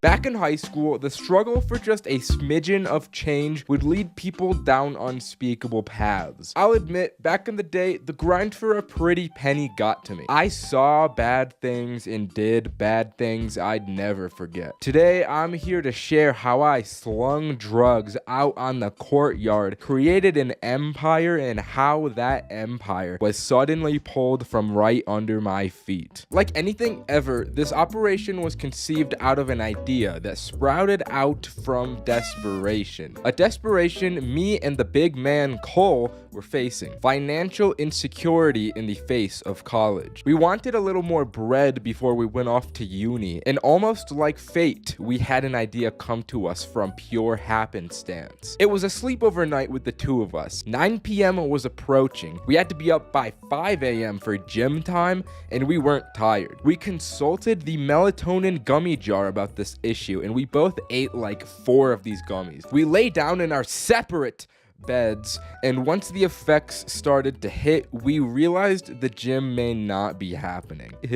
Bro, are you still awake? Yeah, bro, I feel high. Me too. Something that must be understood is that the chemistry between me and Cole creates one of the greatest minds for business. We had realized, dude, we don't need to buy edibles to get high. We just need melatonin. This then advanced to, if we don't need to risk buying illegal drugs, then there's no risk in selling these either. And then we have an entire school of customers that want weed but can't safely acquire it. And finally, we need to sell these to the freshmen. If we could trick one high school freshman into believing these melatonin gummies were edibles, he'd tell his friends, the business would grow naturally, so would our pockets, and we would have a solid amount of money when starting college. When the next day of school came around, we had a plan. All that was needed was a freshman to take the bait. During lunch, we both sit at a table beside a group of freshman kids, positioning ourselves back to back with another table. We start talking. Man, I cannot believe we got all of those edibles. I know, right? They hit so hard, bro. They felt so good. Yeah, that was like a life-changing experience. I think everyone has to experience this stuff. We were clearly talking loud enough for this table to hear us, but no one was biting. We had to take a more active approach. I leaned back and asked, hey man, have you ever done edibles before? No, why? I got a ton of edibles the other day and I'm looking to sell. You want to buy? Let me think about it. This kid talks with his table for the rest of lunch until the bell rings. As everyone's walking away, we stop him and ask, so you interested, little bro? Kind of, but I don't have any money on me. This was an inevitability we foresaw. So I hand him 2 melatonins. How about these ones are on the house? You can do it with one of your friends. Let me know how it goes. And just like that, we got the ball rolling on what would eventually secure us future financial stability. After about a week, this kid comes back to us saying how awesome it was, and he and his friend got so high they passed out. He wanted more, and this time he brought money. So we sold them to him $15 a pop. As the school year went on, word spread. Eventually, we had a whole section of the freshman year class hitting us up on the daily for these melatonins. But while our pockets grew, our hearts would shrink. The two of us had a real friendship that grew with the original kid, and he had no idea. That bond was built on a foundation of lies and deceit. We had to really ponder the ethical justifications of our scam. Was lying to all of these people justified if we were providing them with fulfilling experiences? Was ignorance truly bliss, and did they deserve to know the truth? It felt wrong to leave for college, abandoning all these freshmen behind in a haze of lies. They deserved to know, so me and Cole had the plan to tell them on the last day of school, and we'd use the money they gave us to buy real edibles for them and make up for everything we did. It was a solid plan that would lift the baggage off of our souls, so as to avoid carrying this burden throughout our lives. But things did not go as planned. Spring break hit, and so did COVID. We never got to see those kids again, and they still don't have a clue what happened to them. All we can say for sure is they were happy. The smiles on their faces as we deceived them were always a bittersweet sight. And because of a global pandemic, despite the burden we bear, those smiles will never die. Okay, that's the story. Subscribe. Bye. The fabled Dream Blunt rotation is the highest echelon of ZA smoker achievement one can strive for. Not too long ago, there was a day when I almost had my Dream Blunt rotation become a reality. But because of one individual, that dream would quickly become the Nightmare Blunt rotation. Roman, Cameron, and Kevin, we had just moved in with each other, and this was the housewarming party to celebrate the occasion. We had invited over a handful of people we knew, but also there were some unfamiliar faces in the mix as well. The party went smoothly. It was a good time. We had the gas, the drinks, the music. It was bussin' and goated. As the party ended and the people started to leave, there was one man named Ben who just sat there and did not leave our house. We all collectively did not know who this guy was. We don't know who he came with. We don't know how he ended up here, but he was sitting in our living room unmoving. We didn't want to tell him to get out of our house either because the 4 of us are all beta males, so we were like, he can stay here for a little while, I guess. But then this guy starts to turn on our PS4 without asking anyone and just creates an entirely new account for him on our system called Ben. I don't know if I would describe this as is a power move, pure ignorance, or just being a weirdo, but I could not believe what I was witnessing, so I just decided I need to go outside and smoke weed. Same. Let's do it. That sounds like a good idea. So we got the after party blunt rotation outside with Ben, and we start passing this around. Once the blunt gets over to Ben, he commits a real atrocity, and not just double, but triple dips the blunt before passing it over to me. This is where Ben became a real enemy to me. But the rest of the roommates were still cutting him slack as just being some kid that probably wasn't self-aware. Boy, that was good. I'm gonna go step inside now. I want to kill him. Nah, man, you're just hungry. Let's DoorDash some food. So we ordered a load of Mr. Beast burgers for the meme. And as we walked inside, Ben had created an entire new Skyrim save and was watching that cutscene with the horse in the carriage. So, you're playing Skyrim? Yep. This was the end of the line for Ben. In this moment, we knew this guy was probably gonna be staying in our house for a lot longer than we wanted, and we were all done with him. Come with me, boys. Everyone follows me into my room, and I tell them, what the fuck is this guy doing? Bro, he's gotta go, bro. He's gonna be here for hours if we don't do anything. I'll fuck him up, bro. I'll punch his teeth out. Why would we do that before just telling him to leave the house, dude? He's so brain dead. Why would he even do this shit, bro? True. Okay, so what's the best way to get him out of here without being assholes? I don't want to just tell him straight up. What if we tell him the police are coming so he runs away? Why would the police be coming? That makes no sense. True. We could make him really uncomfortable so that he leaves. I like that idea. What if we make this worse for him than it is for us? That way, he'll just want to leave. Then Roman looks at his phone and notices through our scheming, the Beast Burgers had been delivered a few minutes ago. The four of us walk out to see Ben had already brought our Mr. Beast burgers inside. Not just that, but he had eaten a burger despite us not ordering him food. Not just that, but it was my Chandler burger he was eating. So we just shut the door and go back into my room. There's no time for Beast Burger. We need to get this guy gone now. So the four of us devise a devious scheme to remove Benjamin. This wasn't about us wanting to be polite and indirectly getting the message of, excuse me, what the actual fuck are you doing in my house? This was about how we can make this guy pay for the crimes that he has committed. So the four of us get our guns and load them up. We go over to the air conditioning and turn it to the coldest possible option. Once the house was freezing, we all point our guns at him and shoot him. They were water guns, by the way. And since the house was cold, the water was very chilly. Why are you doing this? You ate my Chandler burger, bro. You gotta go home. So Ben runs out of our house to never be seen again. But the creepy part is the next morning, we texted the people we knew at the party to find out who brought him. We wanted to know who knew Ben. The thing was, nobody knew who Ben was. I guess Ben was just a random dude who saw a party and decided to walk into it, eat a Chandler burger, and play Skyrim, which honestly, with that story, I kind of respect. Thank you all for 2,000 entire subscribers. Alright, that's the story. Subscribe. Bye. Greening out is allegedly worse than cutting off limbs. However, despite being the massive za head that I am, I've never actually experienced that climax. I've had friends go through it before my very eyes and seen the absolute destruction that befalls their now forever ruined bodies. But me, I've never had it happen to me until today, when my constant push for entertaining content ended up pushing me over the edge and greening out for the first time. The night started off normal enough. I was watching Diva twerk compilations, Ice Spice full view oiled up bust down 4K while off a few gummies as I do every night. When I had a thought come to me, I haven't left my bed in like a week. I need to get into some video material mischief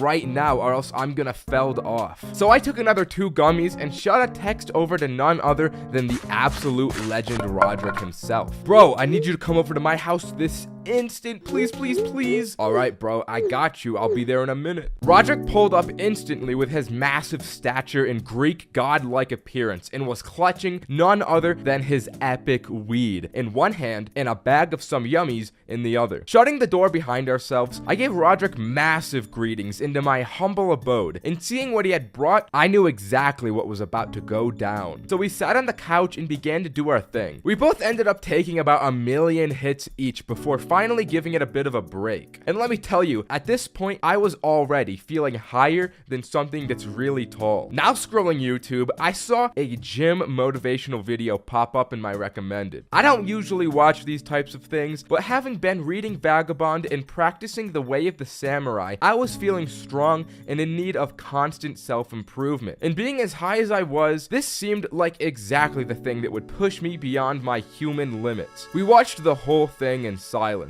but the raw emotion was louder than anything I've ever felt. The only noise we made was at the end, where we both let out mighty roars, ready to take on any foe. Bro, I need conflict! Hey, let's bust out the push-ups, why don't we, my brother? Come on, let's just get on the floor. As soon as we stood up, I found it really hard not to stumble around and realized there was no actual way for me to do anything. Neither of us were really able to move, and even if we did, we'd probably hurt ourselves. Okay, bro, I can't actually do this. Let's just watch people work out on the TV instead. Alright, dude, but the punishment for not working out right now is that we have to smoke more weed, which I gladly accepted. And in this very moment, I knew exactly what I had to do. Bro. Oh, yeah? I have to smoke endless weed and green out for views. It's what the people want. I have to persevere for those massive YouTube numbers. Us both finding this idea very funny, Roderick and I did a few more rotations of that smoky to really send ourselves flying. Finishing up this round, we decided it would probably be best if we got one other person in here to help me keep on my mission. So we decided to hit up our boy Cameron to come over and make sure we were able to keep focused. He eventually came over, and when we opened the door for him, we were nothing more than shells of our former selves. We had smoked ourselves into mere husks of who we used to be. But I was still talking coherent enough that Cameron knew his job wasn't complete. Hey, how's it going, lads? Not good. I don't think I can handle this anymore. I might have gone over my head for this one, dude. That's all right, bro. That's why I'm here. Think of the views, dude. Let the views motivate you. Just seeing Cameron's shining smile motivated me to go a little further. I took a few more hits, but not nearly enough to green out. But I was high enough to be brain dead. After a few minutes had passed, I heard another knock at my door. My first thought I had to myself was, oh, Cameron must have gotten here, forgetting he had arrived minutes ago. When I opened the door, it was actually some missionaries that had came from the church, inviting me to a local event they were hosting. I start to panic here. I couldn't even remember that Cameron had entered my house, so I knew I couldn't communicate with the missionaries. Oh, you guys, hey, come here, come over here. My words were bullshit, but sounded convincing enough to be real. I got Cameron to the door and ran away to hide. Oh yeah, Cameron already got here. He took care of those guys for me real good. The missionary encounter had shaken me up a bit and faltered my motivation visibly. I'm struggling here, my boy. You're gonna need to do something real moving to get me any further, Cameron. Then he did something I never expected him to do in my life. In an act of true selflessness and purity, he ate his first ever edible for my sake. Now that I'm gonna be high for the first time, boys, you gotta do this. Having witnessed such a manly and awesome moment, I now knew what had to be done. I wasn't gonna let anything stop me. Not even the dizziness that was absolutely beginning to obliterate me, just like I do to Ice Spice, could stop me. I took another gummy and took one last giant rip of the bong. And just like that, it was all over. My moment had finally come. After a few minutes, I began feeling the full effects. I was getting incredibly dizzy and nauseous. Standing became a near impossible task, and just the sound of Roderick and Cameron talking felt overstimulating and overly loud to the point I couldn't handle it. Honestly, this part gets kind of a little fuzzy in my mind, but I eventually managed to get carried upstairs to my bed, now unable to even get words out of my mouth. And in this instant, I immediately knew that I was just like Drake because I was out like a light. Anyways, The relationship with the plug is more impactful on your life as that of your parents. But what precedes that relationship with the plug is a constant and brooding struggle to find the one. Those moments when you struggle to find a plug at the climax of a dark and damp boys' night, it's a formative canon event that bonds us all. Sometimes you come out the trenches dry and you and your boys throw in the towel on finding a plug. But when the gang clutches up and secures that last minute plug for the night, the moment is nothing shy of pure bliss. I can't imagine any other scenario more intense. And an intense night was surely ahead of me and the boys when a very tantalizing Friday night opportunity presented itself during the before school round table discussion. Boys, who's trying to get into a little trouble tonight? Oh, you couldn't possibly mean. I think you lads know exactly what I mean. Alright, so you got any of that skiddly diddly hopscotch diddle drip on you, bro? Nope. Yeah, my pockets are empty. Oh, damn. Well, I guess we've got to get a plug on our hands. And right then, phase 1 of the plug struggle began. As all desperate high schoolers do when in need of a little grass, we all spammed everyone we have added on our Snapchat. We all tried different approaches, starting with the simple and to the point method. Anyone got grass? We tried the desperate attempt. Hey, bro, please, does anyone have weed? I need it so bad, bro. And we even tried the really desperate method. Hey, bro, would you trade a couple dozen tamales for a perk? And by the time the gang got back together after our first few periods, it was like, all right, boys, let's see the plugs for tonight. What did you all get? The only snap I got back was a picture of this girl's forehead. What about you guys? I got the left side of her face, but I think she wants me, bro. Damn, all I got was left undelivered by Team Snapchat. I think it was safe to say phase 1 was a complete train wreck. So next was on to phase 2. The second phase of our plug struggle was just straight up going up to every group we could find at lunch and asking them if they had a plug. Yo, you guys got a plug?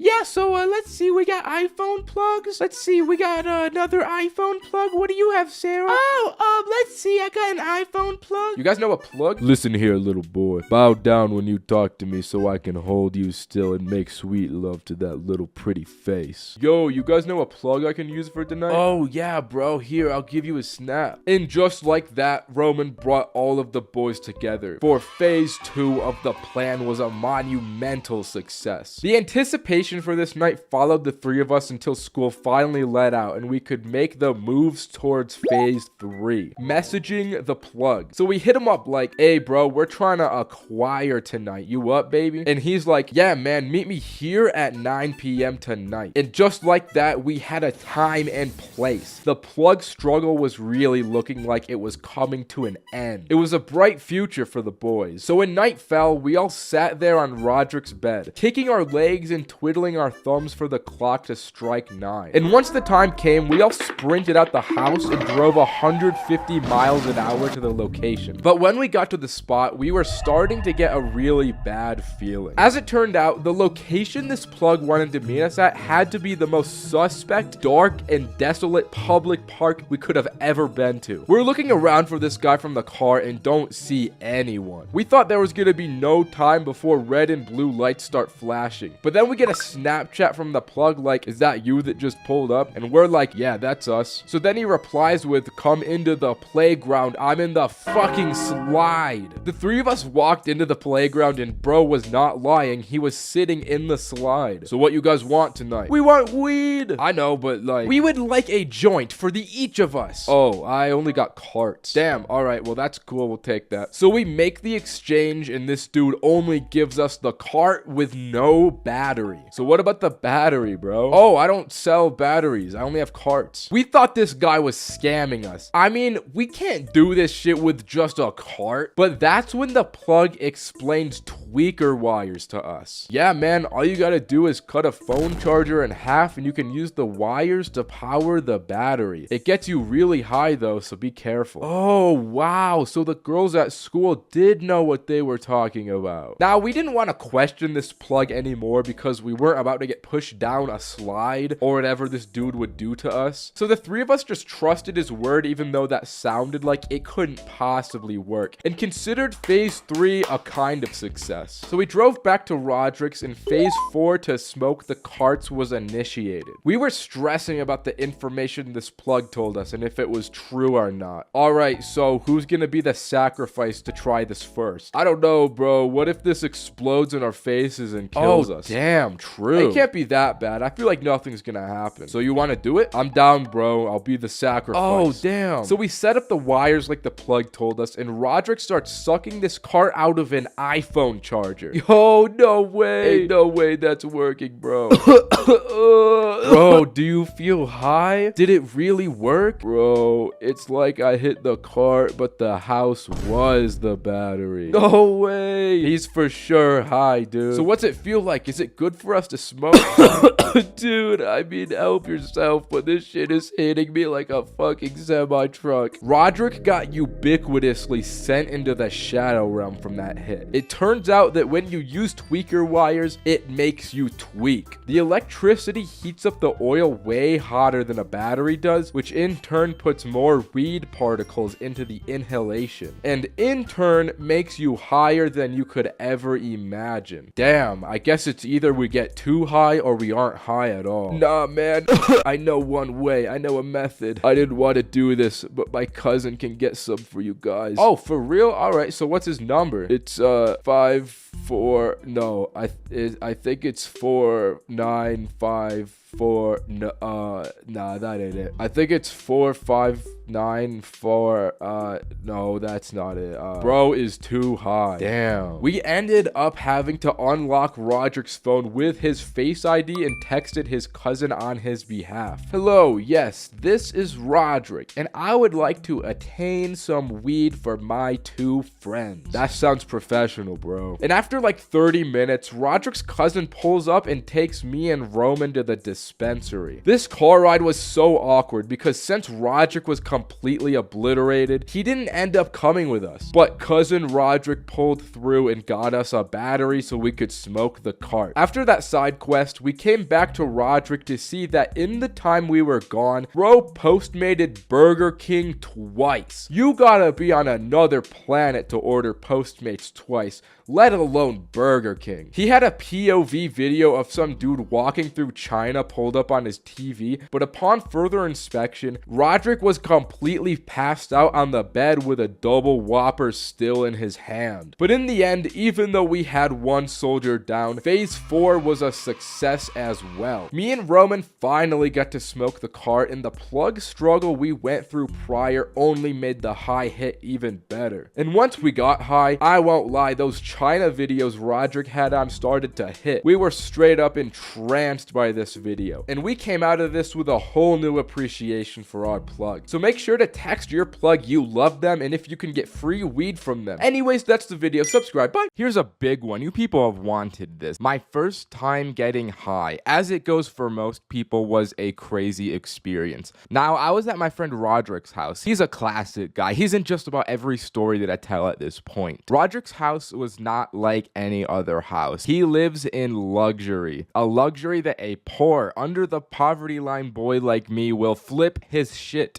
when he sees. I mean, he's got a piano as you walk into his house. He's got a projector as a TV in his living room. This is the shit you see LA YouTubers live in. He lives in the Incredibles mansion. So Roderick was the weed expert that was going to show me his ways, and I was his apprentice. And this wasn't just my first time smoking weed. I should mention it was also my friend Roman's. The 3 of us were all sleeping over together this night inside Roderick's nice-ass house. Roderick was the real homie this night because he said, we can't just smoke a wax pen on both of your guys' first time. We gotta get our hands on the real stuff. What we had to do first was acquire the weed because we didn't have anything at this point. So we were going through the process of asking everyone that we knew on Snapchat if they knew somebody that sells weed until we finally landed on one guy. We pull up to his place and it's not scary at all, but this is my first drug deal. I'm anxious in my mind. What if this dude's got a gun?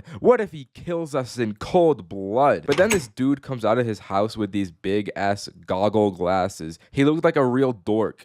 This motherfucker was a certified bozo. We could have given this dude a wedgie for the weed. Once we drove off with the weed, we all just burst out laughing because we were expecting the exact opposite of this guy. We had acquired our first weed. Roman and I were just marveling at its beauty. We felt the weed, we smelt the weed, but most importantly, we wanted to smoke the weed. Before we stopped back at Roderick's, we drove to the gas station and he was like, I'll be back in a minute. This won't take long. He comes back with a bottle of Sprite, a pack of gum, a pencil, and a straw. Yo, what is this all for, bro?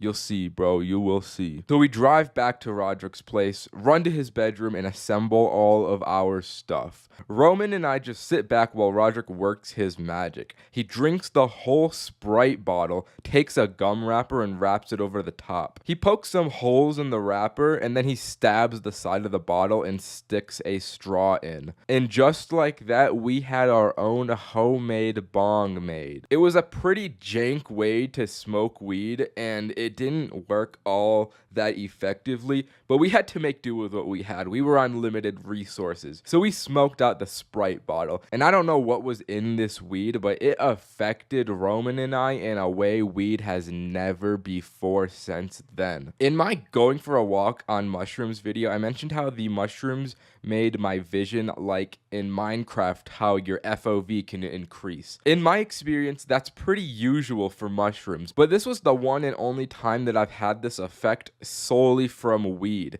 And it wasn't just me. Roman had the same experience with his vision. It was so weird. I don't know what was in this goddamn weed, but it had us looking at things crazy. I was so goddamn giggly too that I just couldn't get enough of these guys. I laughed at everything. It didn't stop. After you smoke a good amount of times, I feel like the giggles eventually just go away. But the first time I had the laughs. Then the fabled munchies kicked in and we had no remorse for the kitchen. We started tearing through everything like savages. There was a fruit bowl in the middle of the kitchen, so I went, don't mind if I do, and wiggled my little fingers. I picked out an apple, and there was a fly on the apple, and I don't know why, but this fly scared me. I mean, I don't fuck with bugs, so I threw the apple, I projectile tossed it across the living room, and it hit right into a framed painting and shattered the glass. I don't feel good about this even today, but luckily the painting itself wasn't damaged, and his parents were not home at the time. It was fucking loud. They would have known what happened. So we started to panic, but thankfully,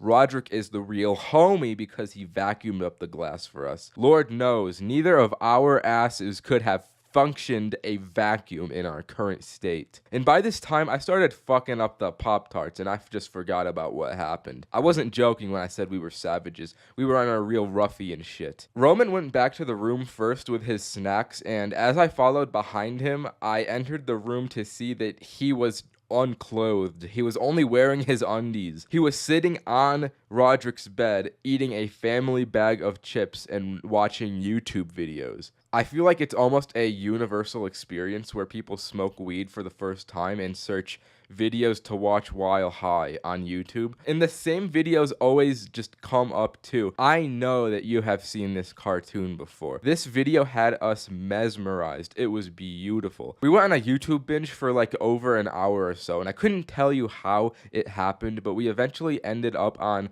Diary of a Wimpy Kid YouTube. We were just enjoying some classics like Greg Heffley is a Sociopath. After we got bored of YouTube, we put on some lo-fi beats, and Roderick had this light projector that put stars all over the walls, and we fell into a slumber. I was paranoid the following week or so because I thought his parents would have noticed the painting frame that I broke, but they never really did. Because of me, there's a painting with no glass in his house, and to this day, nobody has really noticed it at all. So that was the story of the first time I smoked weed. Okay, bye-bye. I feel like everyone's first time eating edibles involves disappointment, quickly followed by a wave of high, hitting like the GTA 5 train. It's just unstoppable. Leaving yourself floating at the mercy of the sea of THC, just hoping you didn't get too high. It's the classic these edibles ain't shit dilemma. And in my case, my first edibles really were shit because the mixture of THC in these brownies I got were just not evenly spread throughout. I got my first edibles from this one kid I went to school with. I didn't really know the guy, but I knew Roman, and he knew the guy, so I trusted the guy. He had baked his own edible brownies he was selling at school, so I decided to jump on the opportunity, and I bought 3 of them for Cole, Roman, and me. We got through our day of school with the weekend ahead of us, so we decided to all assemble at Roman's place that night and eat the brownies. And if anything bad were to happen, we had Saturday and Sunday to recover from this. So it's around 6 p.m. and the 3 of us are all bunkered down in Roman's bedroom. We had prepared for the munchies, so we had boxes of Oreos, bags of Doritos, and 3 Happy Meals for the 3 of us. We got our brownies and we prepared to enter the high. Wherever this brownie takes us, we don't know. We could very well come out of this new men.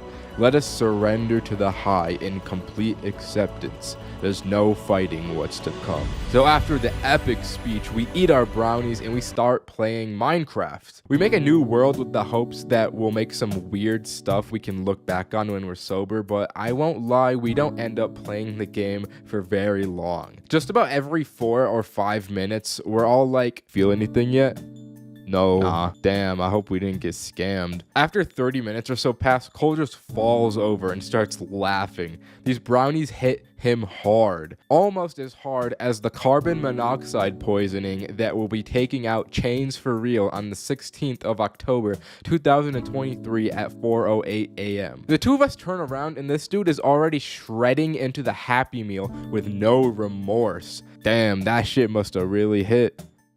Seeing Cole act a fool had some kind of chain reaction on me because I started to feel these brownies almost right away and I started tearing into my Happy Meal with no remorse. We get our toys out and at the time McDonald's had Frozen 2 toys, so I got this man that looks like he's made out of literal shit and Cole got the same guy. These toys were also projectiles, so we're just shooting each other with the shit man and losing it. This whole time Roman is just sitting here sober as a doorknob. I mentioned how the THC wasn't spread evenly throughout the brownies. What ended up happening with that was Roman didn't get high at all, while Cole and I got a super concentrated part of the batch. So we're having a good time while Roman just has to assume the parental figure position for the night. It's unfortunate, but Roman never experiences fortune, so it is what it is. The 2 of us completely ignore Minecraft to destroy every crumb of food we have. I start getting thirsty, so I leave the room and I start walking to the kitchen. I see Roman's mom coming in my direction, so I quickly just make a turn to go into the bathroom to avoid her. When I walk into the bathroom, it feels so still. It's a little cold and there's not a sound. I stare at myself in the mirror for like 10 minutes without breaking eye contact,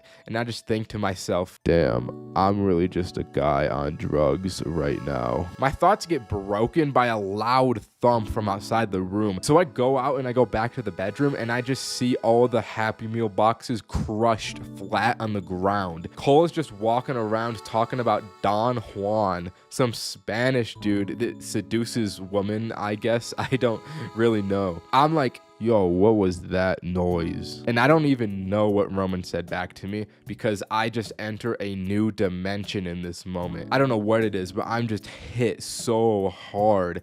I tune out the entire external world and get taken somewhere entirely different. I lay on the bed and just focus all my attention on the sound of the Minecraft soundtrack that's still playing on the game we abandoned. Me and the bed just become one being, and I'm like this for the rest of the night. I don't even notice it, but Cole and Roman leave the room and apparently they went off on a walk and got chased by a dog or something. I'm not all too sure because I was gone and out for the rest of the night, but that's just what they told me. The next morning, I woke up feeling super tired, but it was also kind of a nice tired. I just felt chill. Roman was fine, but Cole's pants had an entire bottom half of the leg ripped off. I was in such a chill mindset, I didn't even bother to ask, but it seemed like those two really went through some shit. Once the night was over and I had successfully done my first edible, I look back on it glad that Roman didn't get to experience it at all, because fuck him.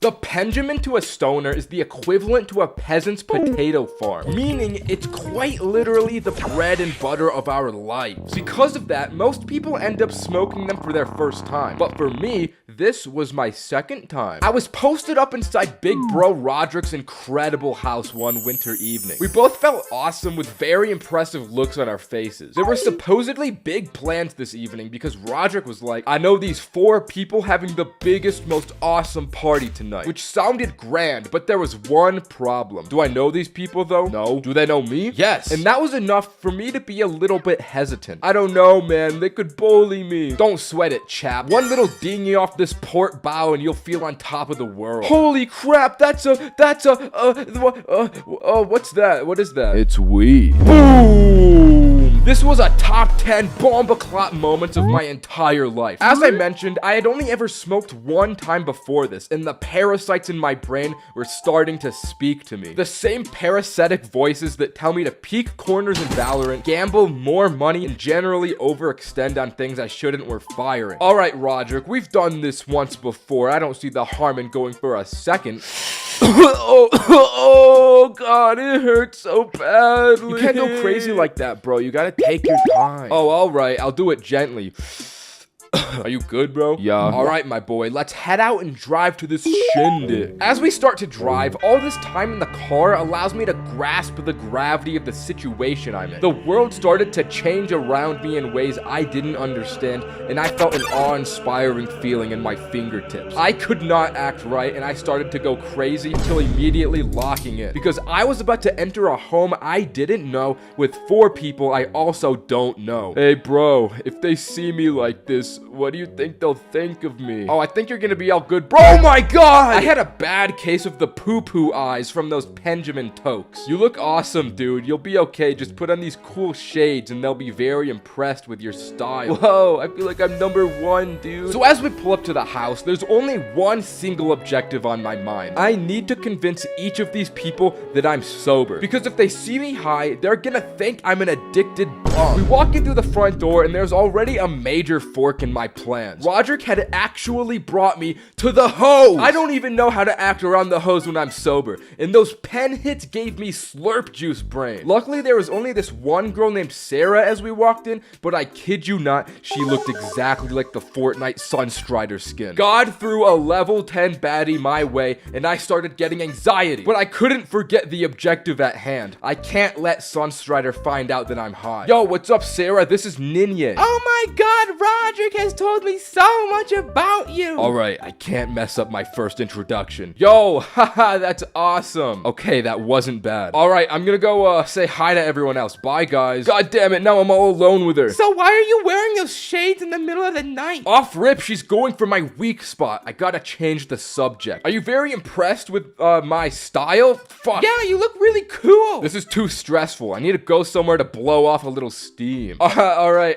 where's the bathroom? So we go upstairs and she shows me to the little man's room and I start doing push-ups on the ground like, ugh, fuck yeah, ugh. I'm trying to get a little pump in an attempt to get my head back in the game. But while grunting and moaning on the floor, I can see Sunstrider's feet from under the little crack of the door on the floor. So hopefully she didn't get the wrong idea from my sounds. But I waste no time to text Roderick, I'm afraid of the hose, bro. In which he replies, don't worry, I'll clutch up for you. So as I leave the bathroom, Roderick comes upstairs with a deck of Uno cards and a bottle of vodka and starts telling us rules like, you two gotta drink every time you draw a card. Sarah, you go first. Bro is taking some big dog initiative in this situation. And then Roderick essentially just falls back down the stairs. Now I'm pretty much locked into playing Uno with this one girl at this point. But I start dicing her up with these draw 4s like I'm a professional at this. And in no time, Sunstrider starts getting all bomba clot from the drinks. She starts getting into all this girl talk like, I fucking hate my friend Melissa. She fucked my ex-boyfriend last week. And I'm like, damn, that's crazy. Well, I keep pulling out these draw fours like nobody's business. Somehow before I knew it, Sunstrider had inched her way to sitting right next to me. She starts taking whole swigs from the bottle and looks at me like, You haven't drank anything yet. You can't be the only sober one. let's fucking go! This whole time I had successfully masked the fact that I was high, and her saying that just confirmed it. So I take a celebratory swig, but then she starts doing some weird shiz, like putting her hand on my thigh like, Fuck Melissa anyways. but it turns out she drank more than she could handle because she couldn't control the volume of her voice, and she said that really loudly. Before we know it, this girl runs upstairs like, What the fuck did you just say? Turns out Melissa was at the party and heard everything. The two other girls come running up from behind Melissa, and a whole fight starts breaking out before I could process what was about to happen to me. Even this girl's little brother walks out of some bedroom. I didn't even know he was in the house, but he starts to get involved in this. I'm just sitting on the floor watching it all unfold until Roderick slowly walks up the stairs behind them and beckons me to come over to him. He's like, yo, I don't know what's going on, but we should probably leave. I'm down, bro. This place is getting a little too heated for me. So we sneak out the front door and drive away. I start telling Roderick about what happened with me completely washing this girl in Uno with no remorse for her soul, and he drops the biggest plot twist of the night. It turns out he had rigged the cards and made every other card draw in my favor so that the girl would drink more and make the situation less awkward with me. So if there's any takeaway from this story, take your time with the Benjamin because it hits very hard. Before you know it, you'll get anxiety from the hose.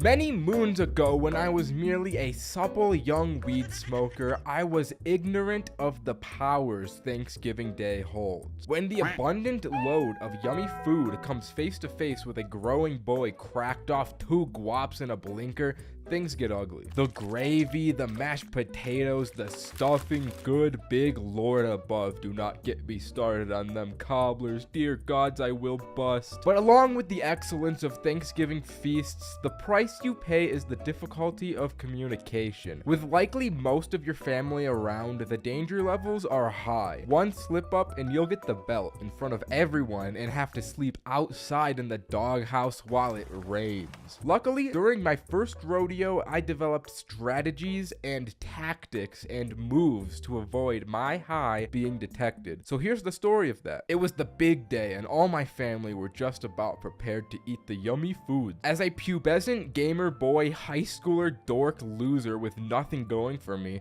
I wasn't downstairs with them. I was locked in my bedroom, grinding Destiny with the only distant family member that we all know. It was the cousin, the top G of Thanksgiving. He hits me with the classic, hey, let's go for a little walk before we eat. But my arrogant ass didn't know this code at the time, so I'm like, No, I want to keep playing Destiny. so he shows me he's got that stizzy on him. Big cuz came to my crib with the strap, and I go primal. Ooh, gimme. Bro, I need the weed so bad. I haven't smoked in 3 millennia. Alright, let's go on that walk then. We go downstairs, walk past my entire family, and I'm thinking, ooh, they have no clue what I'm gonna do. Alright guys, we're gonna go on a quick walk. Yeah, a real quick one. We head down a few blocks, and cuz starts chafing the stizzy blinker after blinker like he weddy on the check. Like he's got 50 perks on the line and he's down a guap. No remorse for his soul and humanity. Bro smoked himself hollow like I've never seen before. After a display like that, I felt the need to do at least something that holds a candle to it. So I hit the stiz on God mode and I get sent out of my body. All that training had paid off because I sucked the souls out of this pen like a Division 1 football player. We have to get home since dinner was soon, but as we head back, I can't walk straight or keep my mouth shut. I'm laughing at literal nothing, staring down at asphalt and laughing. My cousin tries to bring me back into sanity by looking me in the eyes and saying, you gotta get a grip, man. You can't be like this in front of everyone. It'll be way too obvious. Nah, you got it all wrong. I got this. Trust me. When we get in there, swear I won't slip up. As we walk through the front door, I get hit with the real-life mental version of the Vine boom sound effect. I was too high to think through the danger I had walked myself into, and I knew I could hardly speak.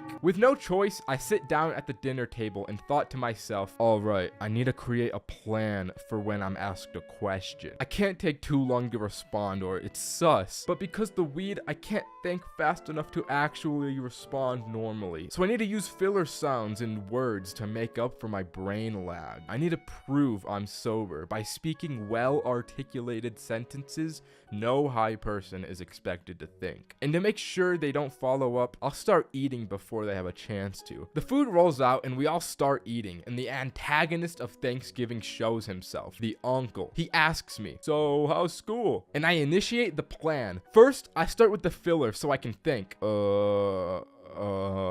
Then I threw out my high IQ response. You know, school is lovely. I love school and learning. I've actually done all of my classes. With no hesitation, I start stuffing my face like I've never done before. I'm not even eating. I am inhaling the food. I need to use the bathroom. I hardly walk to the toilet and sit on it for like 10 minutes so this all blows over. As I come out, my cousin and I make eye contact. I could tell this was just as bad for him as it was for me. I'm just thinking about the Irwin speech from Attack on Titan to give me strength to get through this dinner. The food was positively bussin' though. The joys of eating all this food easily made up for the few times I was spoken to. The two of us eat a metric Drake ton of food this dinner, and I feel on the urge of death. Once it was all over, I ran back up to my bedroom to grind Destiny more. I felt like Luffy after a party, bro. It was on another level. Anyways, smoke weed on Thanksgiving. That's the story. Subscribe. Bye. I recently bought an Airbnb to stay in for 50 hours and get deviously high for the entire time period. Every 5 hours that passed, my beautiful friend Cameron would spin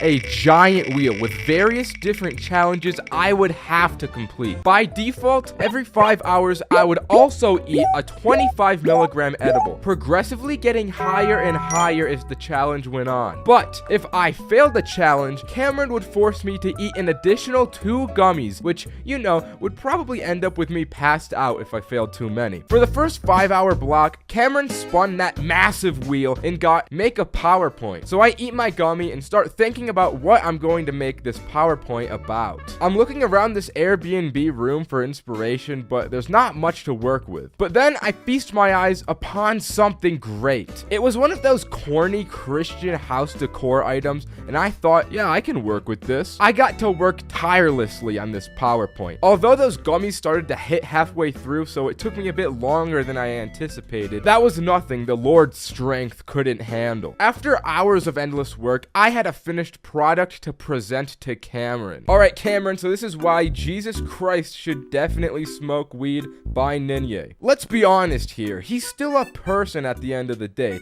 just like me and you, and I bet being the Holy Lord comes with a lot of stress and anxiety. I bet smoking weed would really help him out with that. Let's do a little activity. Let's count on our hands how many of our friends believe in the Lord's faith. Yeah, that's right, not a single one. The youth are quickly losing faith, but smoking weed will make Jesus way cooler and way more relatable to younger people. Here's just a quick before and after. Jesus before he smokes weed and Jesus after he smokes weed. As you can tell, there's a big upgrade here. Without weed, he is mid. Faith will be peak again. Thank you for listening. Cameron thought my presentation was very cool and impressive. So afterwards, I didn't have to eat any extra gummies, and I was free until hour 10. Something I didn't foresee is that these activities would not take nearly as long as the 5-hour time slots between them allowed for. So I had a lot of free time. All that free time meant lots of hours on TikTok while high, which perfectly transitioned into the hour 10 challenge. I ate a gummy and Cameron spun the very giant and real wheel, and I got watch TikTok and make a top 5 list of the best ones you find. I had already been grinding TikTok for a few hours, so I knew I could make the most fire top 5 TikToks. I scrolled for a few more hours because I wanted a varied sample group of videos. After my many hours of hard labor were over, I meticulously hand handcrafted the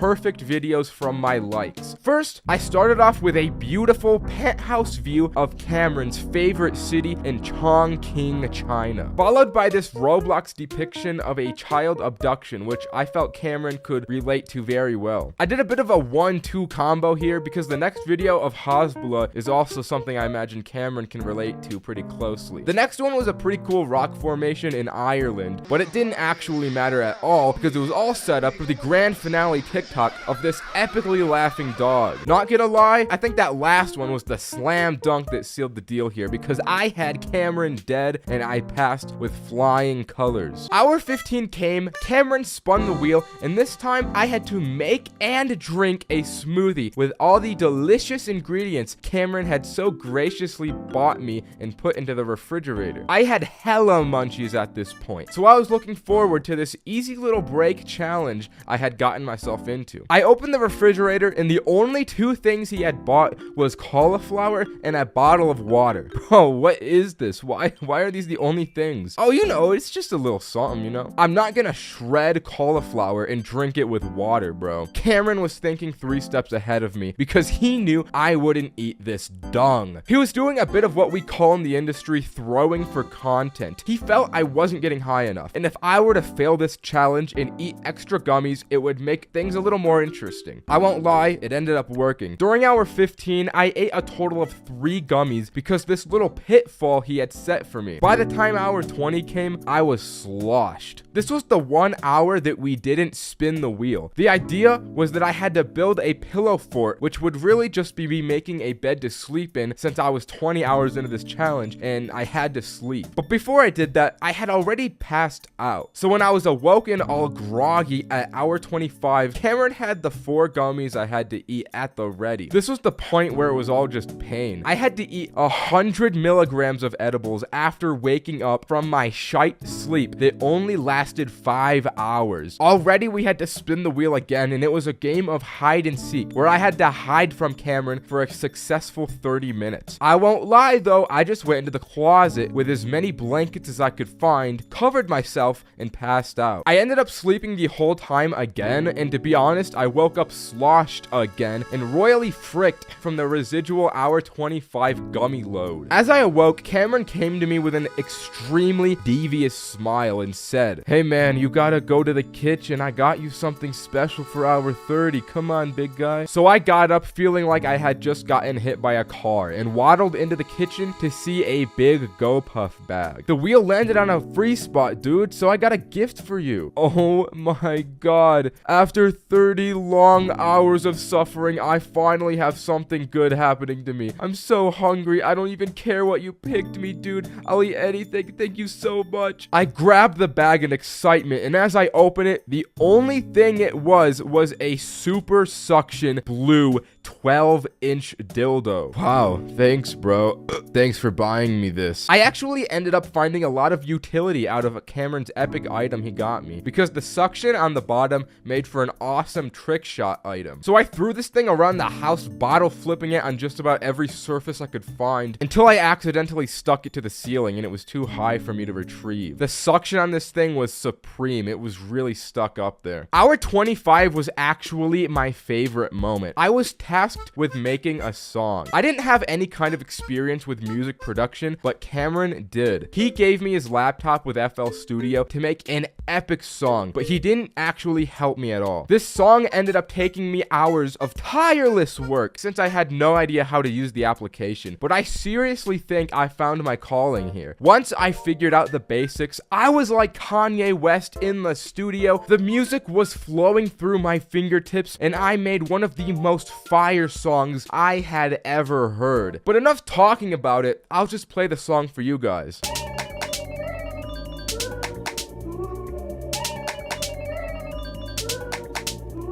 For some reason, Cameron didn't like this song though, because his head is too far up his ass. So I ended up eating an extra 2 gummies, and it was off to hour 40. The wheel spun, and what was required was a battle of willpower, discipline, and heart. I had to step outside in merely my undies while it was blisteringly cold and blizzarding, and survive standing in the snow like a Joe Rogan ice bath for 5 minutes. If I were to fail this challenge, I'd have to eat a gummy for every remaining minute on the clock. So the stakes here were higher than ever. I took a moment to collect myself, as I knew this would take an incredible amount of focus. So I did that thing you do where you sit at your bedside in the morning and take in the fact that you have to live another day on this earth. Except instead of a bed, it was on a couch side, and I was preparing for war. As I initially went outside, the cold hit me hard. Instantly, I wanted to turn back. But I saw the sinister look Cameron had in his eyes. I saw how badly he wanted to feed me all those gummies, and I was determined to prove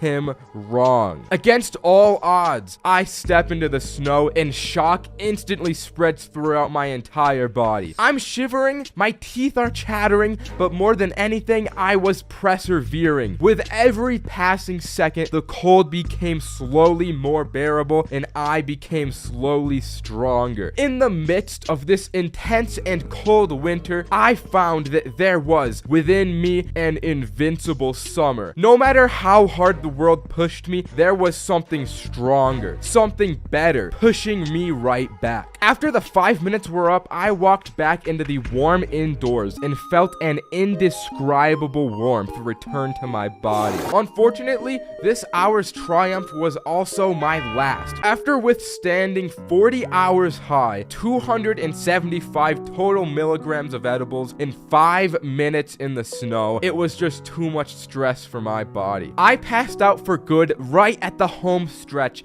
and didn't get back up to finish all 50 hours. While I lost the challenge, the lifelong lessons I learned throughout the excruciating pain I endured these 2 days made up for it. Maybe another day I'll have to try this again and succeed, but anyways, that's the video. Subscribe, bye! I also have a second channel now, so subscribe to this Ninye Plus.